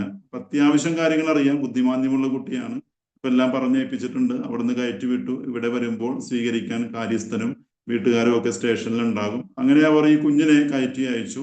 കുഞ്ഞ് നാട്ടിൽ വന്നു, സ്റ്റേഷനിൽ ഇറങ്ങുന്നു. സ്റ്റേഷനിലേക്ക് ഇറങ്ങുമ്പോൾ ഈ കുടുംബത്തിൽ നിന്ന്, തറവാട്ടിൽ നിന്ന് കാര്യസ്ഥൻ വന്നിട്ടുണ്ട് കുഞ്ഞിനെ കൂട്ടിക്കൊണ്ടു പോകുവാൻ. കുഞ്ഞ് ട്രെയിനിൽ നിന്ന് ഇറങ്ങുന്നു. പുറത്തിറങ്ങുമ്പോൾ കുഞ്ഞിങ്ങനെ, ബുദ്ധിമാന്ദ്യമുള്ള കുട്ടിയാണ്, അമ്പരപ്പോടെ ഈ തിരക്കും ബഹളവും ട്രെയിനിന്റെ ശബ്ദവും ഒക്കെ കേട്ട് ഇങ്ങനെ അമ്പരപ്പെട്ട് നിൽക്കുകയാണ്. അപ്പൊ ഇതിൽ കാര്യസ്ഥൻ, രാമൻ നായർ എന്ന് പറയുന്ന കാര്യസ്ഥൻ കുഞ്ഞിനോട് പറയാണ്, ഇതാണ് തീവണ്ടി, ഇതാണ് റെയിൽ പാളം, ഇതാണ് ഇവിടെയുള്ള ഈ ചുമട്ടുകാര്, അങ്ങനെ ചുറ്റുപാടുമുള്ളതൊക്കെ പറഞ്ഞു കൊടുക്കുന്നുണ്ട്. ഈ ട്രെയിനിലാണ് നീ വന്നത്, ഇതിലൂടെയാണ് ട്രെയിൻ പോകുന്നത്, അപ്പുറത്ത് കാണുന്നതാണ് ഓട്ടോറിക്ഷ, അല്ലെങ്കിൽ ഇതാണ് കുതിരവണ്ടി, ഈ കുതിരവണ്ടിയിലാണ് നമ്മൾ പോകുന്നത്, ഇങ്ങനെയൊക്കെ കാണിച്ചു കൊടുക്കുകയും പെട്ടെന്ന് മറ്റൊരു ട്രെയിൻ വരികയും ഭയങ്കരമായിട്ട് ആളുകൾ ഇറങ്ങുകയും വലിയ ബഹളം ഉണ്ടാവുകയും ചെയ്യുന്നു. ആ ബഹളത്തിൽ തിരക്കിൽപ്പെട്ട് ഈ കാര്യസ്ഥൻ കുഞ്ഞിന്റെ പക്കൽ നിന്ന് അകന്നു പോവുകയാണ്. കുറച്ച് കഴിയുമ്പോൾ കുഞ്ഞ് നോക്കുമ്പോൾ കാര്യസ്ഥനെ കാണുന്നില്ല. കുഞ്ഞ് കരയാൻ തുടങ്ങുന്നു. അപ്പോൾ ആളുകൾ വന്ന് ചോദിക്കുന്നു, ആരാണ്, എന്താണ് മോനെ കരയണമെന്നൊക്കെ, എവിടെ പോകണ്ടെന്നൊക്കെ ചോദിക്കുമ്പോൾ, നീ ആരാണ്, എവിടെ പോകണമെന്നൊക്കെ ചോദിക്കുമ്പോൾ കുഞ്ഞിനൊന്നും മനസ്സിലാവുന്നില്ല. അപ്പോൾ ആളുകളും പോയി. അപ്പോൾ കുഞ്ഞവിടെ നിന്ന് കരയുന്നത് ഇപ്രകാരമാണ്: ഈ തീവണ്ടി ഏതാണെന്നും, അല്ലെങ്കിൽ തീവണ്ടി പാളം എന്താണെന്നും, കുതിരവണ്ടി എന്താണെന്നും മറ്റെല്ലാം എനിക്ക് പറഞ്ഞു തന്നു, ഞാൻ ആരാണെന്ന് മാത്രം രാമൻ നായരെ എനിക്ക് പറഞ്ഞു തന്നില്ലല്ലോ. ഇതൊരു കഥയാണ്. ഞാനിത് ഓർക്കുന്ന എപ്പോഴും അധ്യാപകരുമായിട്ട് ഇടപഴകുമ്പോൾ, ഞാനും ഒരു അധ്യാപകനായിരുന്നു. ഇപ്പോഴും നമ്മൾ ചെയ്യുമ്പോൾ നമ്മൾ മറ്റെല്ലാം പഠിപ്പിക്കും. ചുറ്റുപാടുമുള്ളതിനെ പറ്റിയൊക്കെ, ഈ ഭൂമിയിലുള്ളതിനെ പറ്റിയും സൗരയൂഥത്തെ പറ്റിയും എല്ലാത്തിനെയും പറ്റിയും നമ്മൾ പഠിപ്പിക്കും. പക്ഷേ ഞാൻ ആരാണെന്ന് മാത്രം രാമൻ നായരെ എനിക്ക് പറഞ്ഞു തന്നില്ലല്ലോ. നമ്മൾ വേദപാഠ അധ്യാപകരാകുമ്പോൾ നമ്മൾ സഭാ ചരിത്രത്തെ പറ്റി, അതല്ലെങ്കിൽ ദൈവശാസ്ത്രത്തെ പറ്റി, മരണാനന്തര ജീവിതത്തെ പറ്റി, കൂദാശകളെ പറ്റി, കൽപ്പനകളെ പറ്റി, വചനത്തെ പറ്റി, ഇതൊക്കെ നമ്മൾ പഠിപ്പിക്കും. അവസാനം ഞാൻ ആരാണെന്ന് മാത്രം എനിക്ക് പറഞ്ഞു തന്നില്ലല്ലോ. ഞാൻ ദൈവത്തിന്റെ മകനാണ്, മകളാണ്. ഞാൻ പരിശുദ്ധാത്മാവിന്റെ ആലയമാണ്, പരിശുദ്ധാത്മാവ് എന്നിൽ വസിക്കുന്നു. ഇത് പറഞ്ഞു കൊടുക്കാൻ നമുക്ക് പറ്റിയില്ലെങ്കിൽ, ഒരു ചെറിയൊരു തിരക്കുണ്ടാകുമ്പോൾ, അല്ലെങ്കിൽ ചെറിയ ലോകത്തിന്റെ ഒരു തിക്കും തിരക്കും ഉണ്ടാകുമ്പോൾ നമ്മളുടെ കുട്ടികൾ അല്ലെങ്കിൽ നമ്മൾ തന്നെ ആരാണെന്നറിയാതെ പകച്ചു പോകും. ലക്ഷ്യത്തിലെത്താതെ നമ്മൾ പാതി വഴിയിൽ വട്ടം കറങ്ങേണ്ടി വരും. അതുകൊണ്ട് മറ്റുള്ളത് കൊടുക്കേണ്ടെന്നല്ല, ഞാൻ നേരത്തെ പറഞ്ഞതുപോലെ നമ്മുടെ ഹൊക്മ കോഴ്സിലൂടെ അതിനുവേണ്ടി നന്നായിട്ട് നമ്മൾ ഒരുങ്ങി. അതോടൊപ്പം അല്ലെങ്കിൽ പരമപ്രധാനമായിട്ട് നീ ദൈവത്തിന്റെ മകനാണ്, നീ ദൈവത്തിന്റെ മകളാണ്, നീ പരിശുദ്ധാത്മാവിന്റെ ആലയമാണ്, സർവ്വതും സാധ്യമാക്കി തീർക്കുന്ന പരിശുദ്ധാത്മാവ് നിന്നിലുണ്ട് എന്നുള്ളത് പറഞ്ഞു കൊടുത്താൽ മറ്റൊന്നുമില്ലെങ്കിലും ഏത് പ്രതിസന്ധിയെയും ഏത് അനിശ്ചിതത്വത്തെയും അതിജീവിക്കുവാനുള്ള കരുത്തും പ്രാപ്തിയും നമ്മുടെ കുഞ്ഞുങ്ങൾക്ക് ഉണ്ടാകും. ഞാനൊരു വചനഭാഗം ധ്യാനിക്കുകയും ഇതിനു വേണ്ടി ആലോചിക്കുകയും ചെയ്തത് എസെക്കിയേൽ പ്രവാചകൻ 37-ാം അധ്യായം. നമുക്ക് എല്ലാവർക്കും കാണാപ്പാഠം അറിയാവുന്നതാണ്. പ്രവാചകനെ കർത്താവ് ഉണങ്ങി വരേണ്ട ഒരു അസ്ഥികളുടെ താഴ്വരയിലേക്ക് കൊണ്ടുപോകുന്നു. അവിടെ വെച്ച് ചോദിക്കുന്നു, അല്ലയോ പ്രവാചക, ഈ അസ്ഥികൾക്ക് വീണ്ടും ജീവൻ പ്രാപിക്കാൻ സാധിക്കുമോ? പ്രവാചകൻ തീർത്ത് പറയുന്നു, ഇല്ല, സാധിക്കില്ല. നമുക്കറിയാം, ഒരു മനുഷ്യ ശരീരത്തിൽ നമ്മുടെ അസ്ഥികൾ, അതിനു മീതെ മാംസം, ഞരമ്പുകൾ, അങ്ങനെയൊക്കെയാണ്. ഒരു മനുഷ്യൻ ജീവൻ നഷ്ടപ്പെട്ടു, മാംസം ചീഞ്ഞളിഞ്ഞു, ഞരമ്പുകളൊക്കെ അകന്നുപോയി, അസ്ഥികൾ മാത്രമായി. അത് ഉണങ്ങി വരണ്ടു. ജീവന്റെ കണിക പോലും ഇല്ലാത്ത, ജീവനോടെ ഉയർത്തെഴുന്നേൽക്കാൻ യാതൊരു സാധ്യതയുമില്ലാത്ത ഉണങ്ങി വരേണ്ട അസ്ഥികളുടെ താഴ്വരയിലേക്കാണ് പ്രവാചകനെ കൊണ്ടുപോകുക. നമുക്ക് ഇതിന്റെ ചരിത്ര പശ്ചാത്തലമൊക്കെ ബാബിലോണിയൻ എക്സൈൽ, ബാബിലോണിയൻ വിപ്രവാസത്തിന്റെ സമയത്താണ് ഇസ്രായേൽ ജനം ദൈവത്തിന് തിരഞ്ഞെടുക്കപ്പെട്ട ജനമായിട്ട് പാലും തേനും ഒഴുകുന്ന കാനാൻ ദേശത്തിന്റെ സമൃദ്ധിയിലേക്ക് കൊണ്ടുവരുമെന്ന് പറഞ്ഞ ജനം കാലാകാലങ്ങളിൽ പലവിധ വൈദേശിക ആധിപത്യങ്ങൾക്ക്, അടിമത്തങ്ങൾക്ക് അടിമപ്പെട്ട് മനസ്സും അടുത്ത് പ്രതീക്ഷ നഷ്ടപ്പെട്ട് കടുത്ത നിരാശയിൽ അകപ്പെട്ട ഇസ്രായേൽ ജനത്തിന്റെ പ്രതീകമാണ് ഈ ഉണങ്ങി വരേണ്ട അസ്ഥികൾ. അപ്പോൾ അവര് ഈ ബാബിലോണിയൻ പ്രവാസത്തിൽ നിന്ന് ഇനി ഒരിക്കലും വിടുതൽ പ്രാപിക്കുവാനോ വാഗ്ദാനപ്രകാരം തേനും പാലും ഒഴുകുന്ന സമാധാനത്തിന്റെ, സമൃദ്ധിയുടെ, സന്തോഷത്തിന്റെ കാനാൻ ദേശം ഒരിക്കലും കിട്ടില്ല എന്ന് കനത്ത നിരാശയുടെ പടുകുഴിയിൽ വീണ് കിടക്കുന്ന ഇസ്രായേൽ ജനത്തെയാണ് പ്രതിനിധാനം ചെയ്യുന്നത്. അപ്പൊ പ്രവാചകൻ പറഞ്ഞു, സാധിക്കില്ല. കർത്താവ് പറയുന്നു, ഈ ഉണങ്ങി വരേണ്ട അസ്ഥികളോട് കർത്താവിന്റെ വചനം പ്രഘോഷിക്കാൻ പറയുന്നു. അങ്ങനെ ചെയ്യുന്നു. നമ്മൾ വചനത്തിൽ വായിക്കുന്നുണ്ട്. എസെക്കിയേൽ പ്രവാചകന്റെ പുസ്തകം 37-ാം അധ്യായം 1 മുതൽ 14 വരെയുള്ള വചനഭാഗങ്ങൾ. അങ്ങനെ വചനം പ്രഘോഷിക്കുമ്പോൾ ഒരു കിരുകിര ശബ്ദത്തോടെ ഉണങ്ങി വരേണ്ട അസ്ഥികൾ കൂടിച്ചേരുന്നു. അവയുടെ മേൽ ഞരമ്പുകൾ പൊട്ടിമുളയ്ക്കുന്നു, അതിന്റെ മേൽ മാംസം വരുന്നു, അതിന്റെ മേൽ ചർമ്മം വരുന്നു. ഇതൊക്കെയാണ് സംഭവിക്കുന്നത്, നമ്മളവിടെ വായിക്കുന്നുണ്ട്. പക്ഷെ അപ്പോഴും അതിന് ജീവനുണ്ടാകുന്നില്ല. അപ്പൊ വീണ്ടും ജീവശ്വാസത്തോട് 4 വായുക്കളിൽ നിന്ന് ഈ നിഹിതന്മാരുടെ മേൽ വീശാൻ വേണ്ടി കർത്താവ് പറയുന്നു, പ്രവാചകൻ അതുപോലെ പറയുന്നു. അപ്പോഴാണ് ഒരു മഹാസൈന്യത്തെ പോലെ അവർ എഴുന്നേറ്റ് നിന്നു എന്നാണ് 14-ാമത്തെ വചനത്തിൽ നമ്മൾ വായിക്കുക. ജീവന്റെ കണിക പോലുമില്ലാത്ത, ജീവൻ പ്രാപിക്കാൻ യാതൊരു സാധ്യത പോലുമില്ലാത്ത, തികച്ചും അസാധ്യം, അസംഭവ്യം, അപ്രാപ്യം എന്നുള്ള അവസ്ഥയിൽ നിന്ന് കർത്താവിന്റെ വചനം പറയുകയും കർത്താവിന്റെ ആത്മാവ് ആഞ്ഞു വീശുകയും ചെയ്യുമ്പോൾ അതിൽ നിന്ന് ഒരു മഹാസൈന്യം രൂപപ്പെടുന്നു. നമുക്കറിയാം, സൈന്യത്തിലൊക്കെ പോകുന്നത് വെറുതെ ഏറ്റവും ആരോഗ്യ ദൃഢഗാത്രരായാണ് സൈന്യത്തിലൊക്കെ പോവുക. ഒന്നുമില്ലായ്മയിൽ നിന്ന്, ജീവന്റെ കണിക പോലും ഇല്ലാത്തതിൽ നിന്ന് ആരോഗ്യ ദൃഢഗാത്രരായ യുദ്ധവീരന്മാരായ ഒരു മഹാസൈന്യത്തെ രൂപപ്പെടുത്തുവാൻ കർത്താവിന്റെ ആത്മാവ് ഉണ്ടാകുമ്പോൾ സാധിക്കുന്നു. ഞാനൊരു ക്ലിനിക്കൽ സൈക്കോളജിസ്റ്റ് കൂടിയാണ്. നമ്മളെപ്പോഴും കാണുമ്പോൾ ഉള്ളത് ഈ പ്രതീക്ഷ നഷ്ടപ്പെട്ട, മനസ്സ് മടുത്ത, പ്രതിസന്ധികൾക്ക് മുമ്പിൽ പകച്ചു പോകുന്ന, പ്രത്യേകിച്ച് കുഞ്ഞുങ്ങളെ, യുവതി യുവാക്കളൊക്കെ നമ്മുടെ സമൂഹത്തിൽ നമ്മൾ കൂടി വരികയാണ്. നമ്മൾ അഭിമുഖീകരിക്കുന്നുണ്ട് ഇതൊക്കെ. ഈ പ്രതിസന്ധികൾ ഉണ്ടാകുമ്പോൾ പകച്ചു പോകുന്ന, അല്ലെങ്കിൽ നമ്മളുടെ കയ്യിൽ കൂട്ടിയാൽ കൂടാത്തൊരു സാഹചര്യം വരുമ്പോൾ, നേരത്തെ ഈ ജോയ്സി ദീപുവിന്റെ ഒക്കെ മെസ്സേജ്, ആ സാഹചര്യത്തിലൊക്കെ സ്വന്തം കരുത്തിലോ സ്വന്തം ശക്തിയിലോ ആശ്രയിച്ചെങ്കിൽ തകർന്നു പോകും. പക്ഷെ അതിനപ്പുറം ദൈവത്തിനെ ആശ്രയിക്കുകയും ദൈവാത്മാവിനാൽ സർവ്വതും സാധ്യമാണെന്ന് ദൈവത്തിന്റെ ആത്മാവിടുമ്പോഴാണ് ഈ അസാധ്യമെന്ന് കരുതുന്ന, അസംഭവ്യമെന്നോ അപ്രാപ്യമെന്നോ നിയമ സംവിധാനങ്ങളും നാട്ടുനടപ്പും ഒക്കെ നമ്മുടെ ബുദ്ധിയും അറിവും യുക്തിയും ശാസ്ത്രവും സാങ്കേതിക വിദ്യയെ വെച്ച് നോക്കുമ്പോൾ അസാധ്യം, അപ്രാപ്യം, അസംഭവ്യം എന്ന് പറയുന്നിടത്ത് അപ്പോഴാണ് നമ്മൾ ഈ പറഞ്ഞ ഉണങ്ങി വരേണ്ട അസ്ഥികൾ പോലെ പ്രതീക്ഷകൾ അറ്റുപോകുന്നത്. പക്ഷെ അപ്പോഴും നീ ദൈവത്തിന്റെ മകനാണ്, മകളാണ്, നീ പരിശുദ്ധാത്മാവിന്റെ ആലയമാണ്, ദൈവത്തിന്റെ ആത്മാവ് നിന്നിൽ കുടികൊള്ളുന്നു, ഈ ആത്മാവിന് സകലതും സാധ്യമാണ് എന്ന് പറഞ്ഞു കൊടുത്താൽ അതാണ് ഇവിടെ സംഭവിക്കുന്നത്. ഉണങ്ങി വരേണ്ട അസ്ഥികളിൽ നിന്ന് ഒരു മഹാസൈന്യത്തെ രൂപപ്പെടുത്തുന്നു. ഈ ലൂക്കായുടെ സുവിശേഷം 1-ാം അധ്യായത്തിൽ 34-35 തിരുവചനം. ഗബ്രിയേൽ ദൂതൻ മറിയത്തിന് പ്രത്യക്ഷപ്പെടുന്നതാണ്. കാര്യങ്ങളൊക്കെ പറയുമ്പോൾ മറിയം ഈ ലോകത്തിന്റെ അറിവും അനുഭൂതിയൊക്കെ വെച്ച് ഇതെങ്ങനെ സാധിക്കും? ഞാൻ പുരുഷനെ അറിയുന്നില്ല, സ്ത്രീ പുരുഷ ബന്ധമില്ലാതെ എങ്ങനെ ഒരു കുഞ്ഞ് ജനിക്കും? സ്വാഭാവികമായൊരു ചോദ്യം. അപ്പോൾ ഒരുപക്ഷെ നമുക്ക് അസാധ്യമായ, അസംഭവ്യമായ, മാനുഷികമായി ചിന്തിക്കുമ്പോൾ, ശാസ്ത്ര സാങ്കേതിക ചിന്തിക്കുമ്പോൾ അസാധ്യമായ കാര്യം ഇതെങ്ങനെ സംഭവിക്കുമെന്ന് ചോദിക്കുമ്പോൾ നൽകുന്ന ഉത്തരം പ്രധാനപ്പെട്ടതാണ്. ഗബ്രിയേൽ ദൂതൻ പറയുന്നത് വേറൊന്നുമല്ല, ദൈവത്തിന്റെ ആത്മാവ് നിന്റെ മേൽ എഴുന്നള്ളി വരും, അത്യുന്നതന്റെ ശക്തി നിന്റെ മേൽ ആവസിക്കും. ഇതാണ് ഉത്തരം. ഇതെങ്ങനെ സംഭവിക്കും എന്ന ചോദ്യത്തിനുള്ള ഉത്തരം ഇതാണ്: ദൈവത്തിന്റെ ആത്മാവ് നിന്റെ മേൽ എഴുന്നള്ളി വരും, അത്യുന്നതന്റെ ശക്തി നിന്റെ മേൽ ആവസിക്കും. ഈ ദൈവത്തിന്റെ ആത്മാവ് എഴുന്നള്ളി വന്നാൽ, അത്യുന്നതന്റെ ശക്തി നമ്മിൽ ആവസിച്ചാൽ, അസാധ്യമെന്ന് കരുതുന്നത് നമ്മുടെ ജീവിതത്തിൽ അത്ഭുതകരമാം വിധം നിറവേറും. അതുകൊണ്ട് ഈ ഒരു അവബോധം ഞാൻ ആരാണെന്ന് മാത്രം പറഞ്ഞു തരാതെ, എന്നെ വിട്ടുപോയ രാമൻ നായർ എന്ന് പറഞ്ഞതുപോലെ ഞാൻ ദൈവത്തിന്റെ മകനാണ്, ദൈവത്തിന്റെ മകളാണ്, ഏത് പ്രതിസന്ധിയെയും അതിജീവിക്കുവാനുള്ള പരിശുദ്ധാത്മാവിന്റെ കരുത്തനിലുണ്ട് എന്ന് എനിക്ക് പറഞ്ഞു തന്നില്ലല്ലോ എന്ന് അധ്യാപകരായ, വൈദികരായ, സന്യസ്തരായ നമ്മെ നോക്കി നമുക്ക് ഏൽപ്പിക്കപ്പെട്ട കുഞ്ഞുങ്ങൾ ദൈവജനം പറയുന്ന സാഹചര്യം ഉണ്ടാകരുത്. ഈ ബെന്നിഹിന്റെ പ്രസിദ്ധമായ ഒരു വാക്യമാണ് നമ്മൾ പലപ്പോഴും ഉപയോഗിക്കുന്ന, the holy spirit like a spoon of sugar added in a cup of tea. ഒരു ഗ്ലാസ്, ഒരു ചായക്കോപ്പയിൽ ഇടുന്ന ഒരു സ്പൂൺ പഞ്ചസാര പോലെയാണ് പരിശുദ്ധാത്മാവ്. പഞ്ചസാര അതിനകത്തുണ്ട്, അതിനെ we have to stir it. നമ്മൾ അതിനെ ഇളക്കി കലക്കി എടുക്കുമ്പോഴാണ് മധുരമുള്ള സ്വാദിഷ്ടമായ ഒരു കാപ്പി രൂപപ്പെടുത്തുക.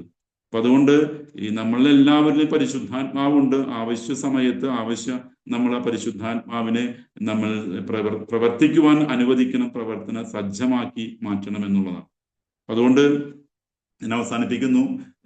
ഇത് നമുക്കും first we have to believe. നമുക്ക് ആദ്യം നമ്മളത് വിശ്വസിക്കണം. നമ്മൾ ഈ പരിശുദ്ധാത്മാവിന്റെ ശക്തി നമ്മൾ തിരിച്ചറിയണം. നമ്മളുടെ ജീവിതത്തിൽ ഈ അനിശ്ചിതത്വങ്ങളെയും അസാധ്യമെന്ന് കരുതുന്ന അവസ്ഥകളെയും നമുക്ക് അതിജീവിക്കണം. അതോടൊപ്പം നമ്മുടെ മുമ്പിൽ വരുന്ന കുഞ്ഞുങ്ങൾക്ക് ഈ ഒരു ബോധ്യം പകർന്നു കൊടുക്കാനായിട്ട്, നീ ദൈവത്തിന്റെ മകനാണ്, ദൈവത്തിന്റെ മകളാണ്, പരിശുദ്ധാത്മാവിന്റെ ആലയമാണ്, പരിശുദ്ധാത്മ നിന്നിൽ കുടികൊള്ളുന്നു.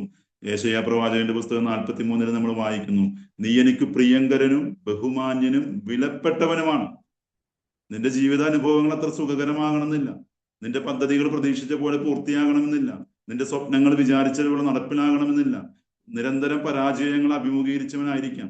ഒരുപക്ഷെ മറ്റുള്ളവർ നമ്മെ നോക്കി പറയുന്നുണ്ടാവും, നീ ഒരു വൻ ദുരന്തമാണ്, നീ ഒരു പരാജയമാണ്. ഒരുപക്ഷെ നമുക്ക് തന്നെ തോന്നാം. പക്ഷേ എന്നെ സൃഷ്ടിച്ച ദൈവം, എൻ്റെ കുടുംബത്തെ രൂപീകരിച്ച ദൈവം, എൻ്റെ ഇന്നലകൾ അറിയുന്ന, എൻ്റെ നാളുകൾ അറിയുന്ന, ഇന്ന് ഞാൻ കടന്നു പോകുന്ന വർത്തമാനകാല അനുഭവങ്ങളെല്ലാം അറിയുന്ന ദൈവം എന്നെ നോക്കി പറയുന്നത്, നീ എനിക്ക് പ്രിയങ്കരനാണ്, നീ എനിക്ക് വിലപ്പെട്ടവനാണ്, നീ എനിക്ക് ബഹുമാന്യനാണ്.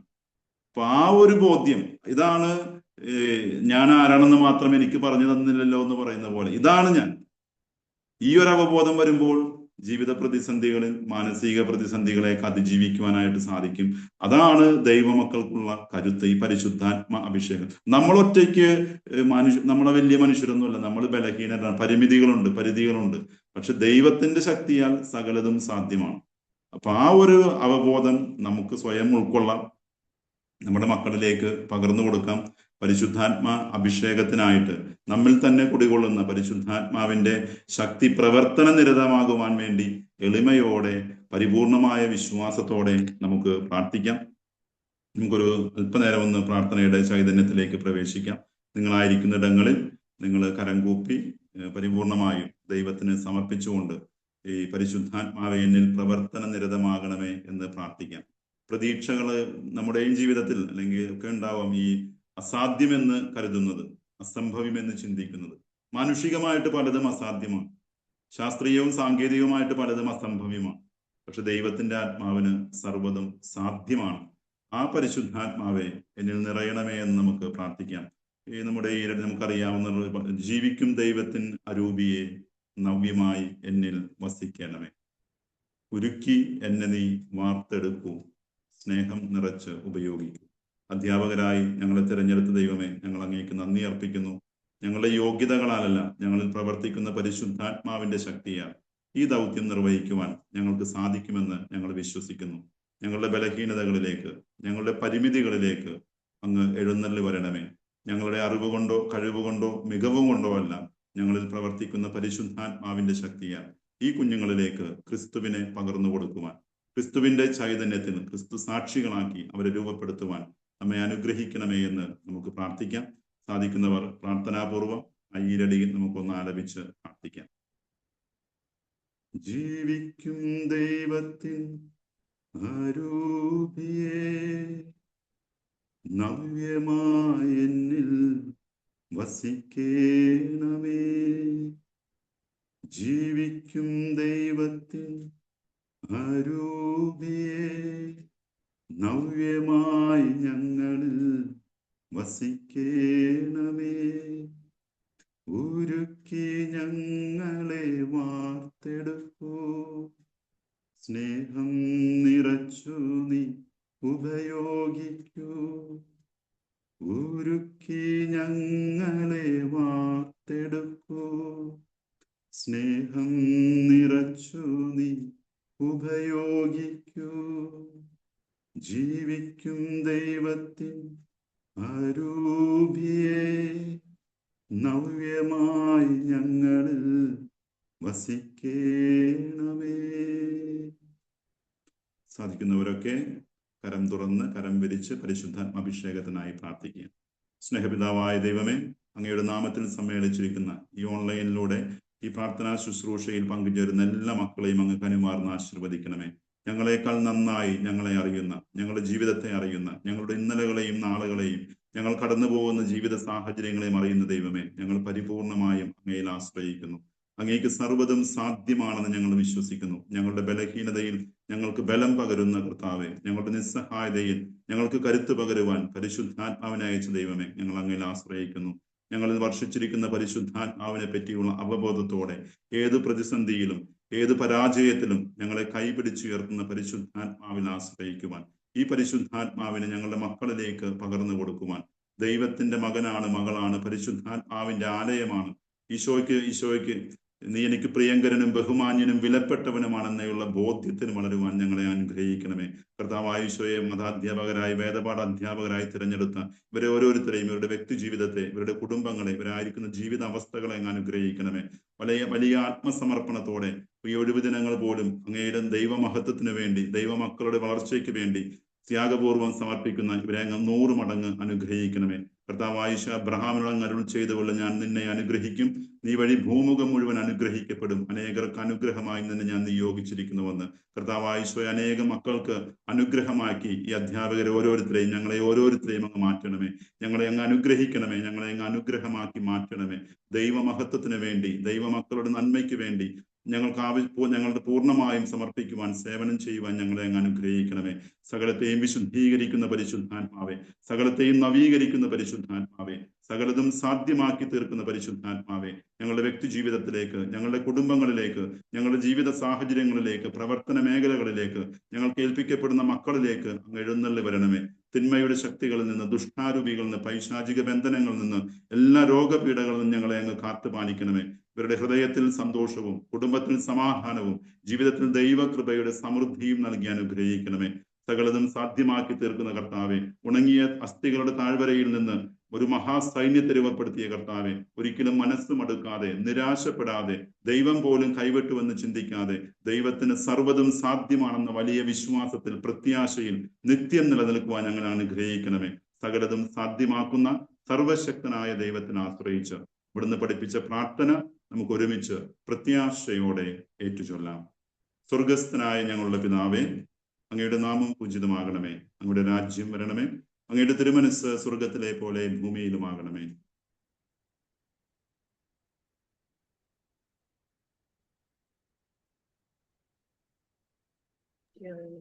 പരിശുദ്ധമ്മയുടെ മഹനീയമായ മാധ്യസ്ഥം തേടി പ്രാർത്ഥിക്കാം. നന്മ നിറഞ്ഞ മറിയമേ സ്വസ്തി, കർത്താവ് അങ്ങയുടെ കൂടെ സ്ത്രീകളിൽ അങ്ങ് അനുഗ്രഹിക്കപ്പെട്ടവളാകുന്നു, അങ്ങയുടെ ഉദരത്തിൻ ഫലമായി ഈശോ അനുഗ്രഹിക്കപ്പെട്ടവനാകുന്നു.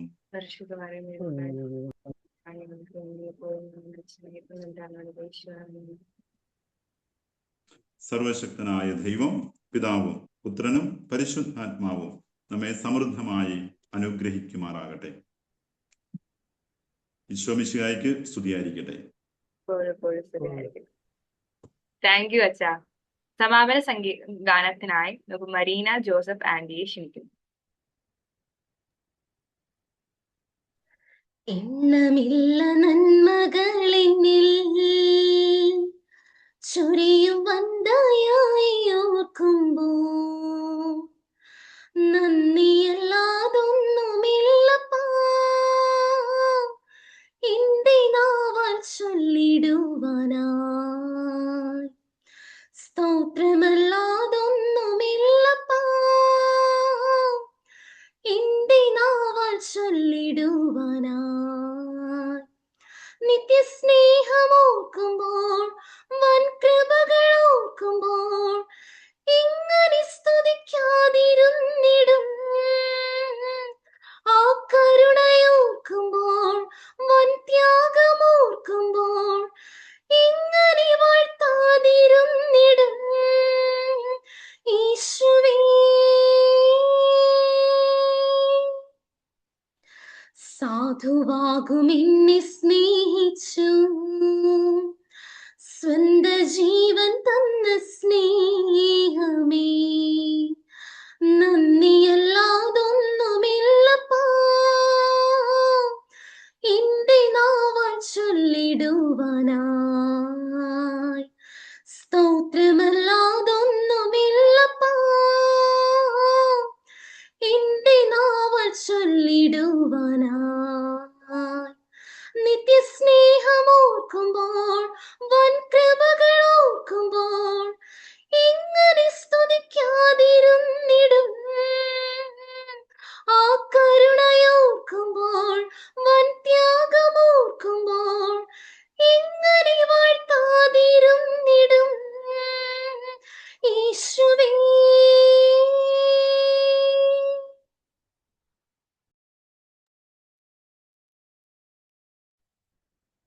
Thank you anti. ഈ സെഷൻ ഇവിടെ പൂർണ്ണമാവുകയാണ്. നമ്മുടെ പാപങ്ങൾ കഴുകിക്കളഞ്ഞ് നമ്മെ പരിശുദ്ധാത്മാവിനെ ഏൽപ്പിച്ചു കൊടുക്കുവാനും പൂർണ്ണമായി സ്വതന്ത്രത്തിലേക്ക് ലോകത്തിന്റെ അതിർത്തികൾ വരെ സുവിശേഷം പ്രസംഗിക്കുവാനും ദൈവം നമ്മളെ സഹായിക്കട്ടെ. ഇവിടെ എത്തിച്ചേർന്നിരിക്കുന്ന എല്ലാവർക്കും ഒരിക്കൽ കൂടി ദൈവനാമത്തിൽ നന്ദി പറയും. ആമേൻ.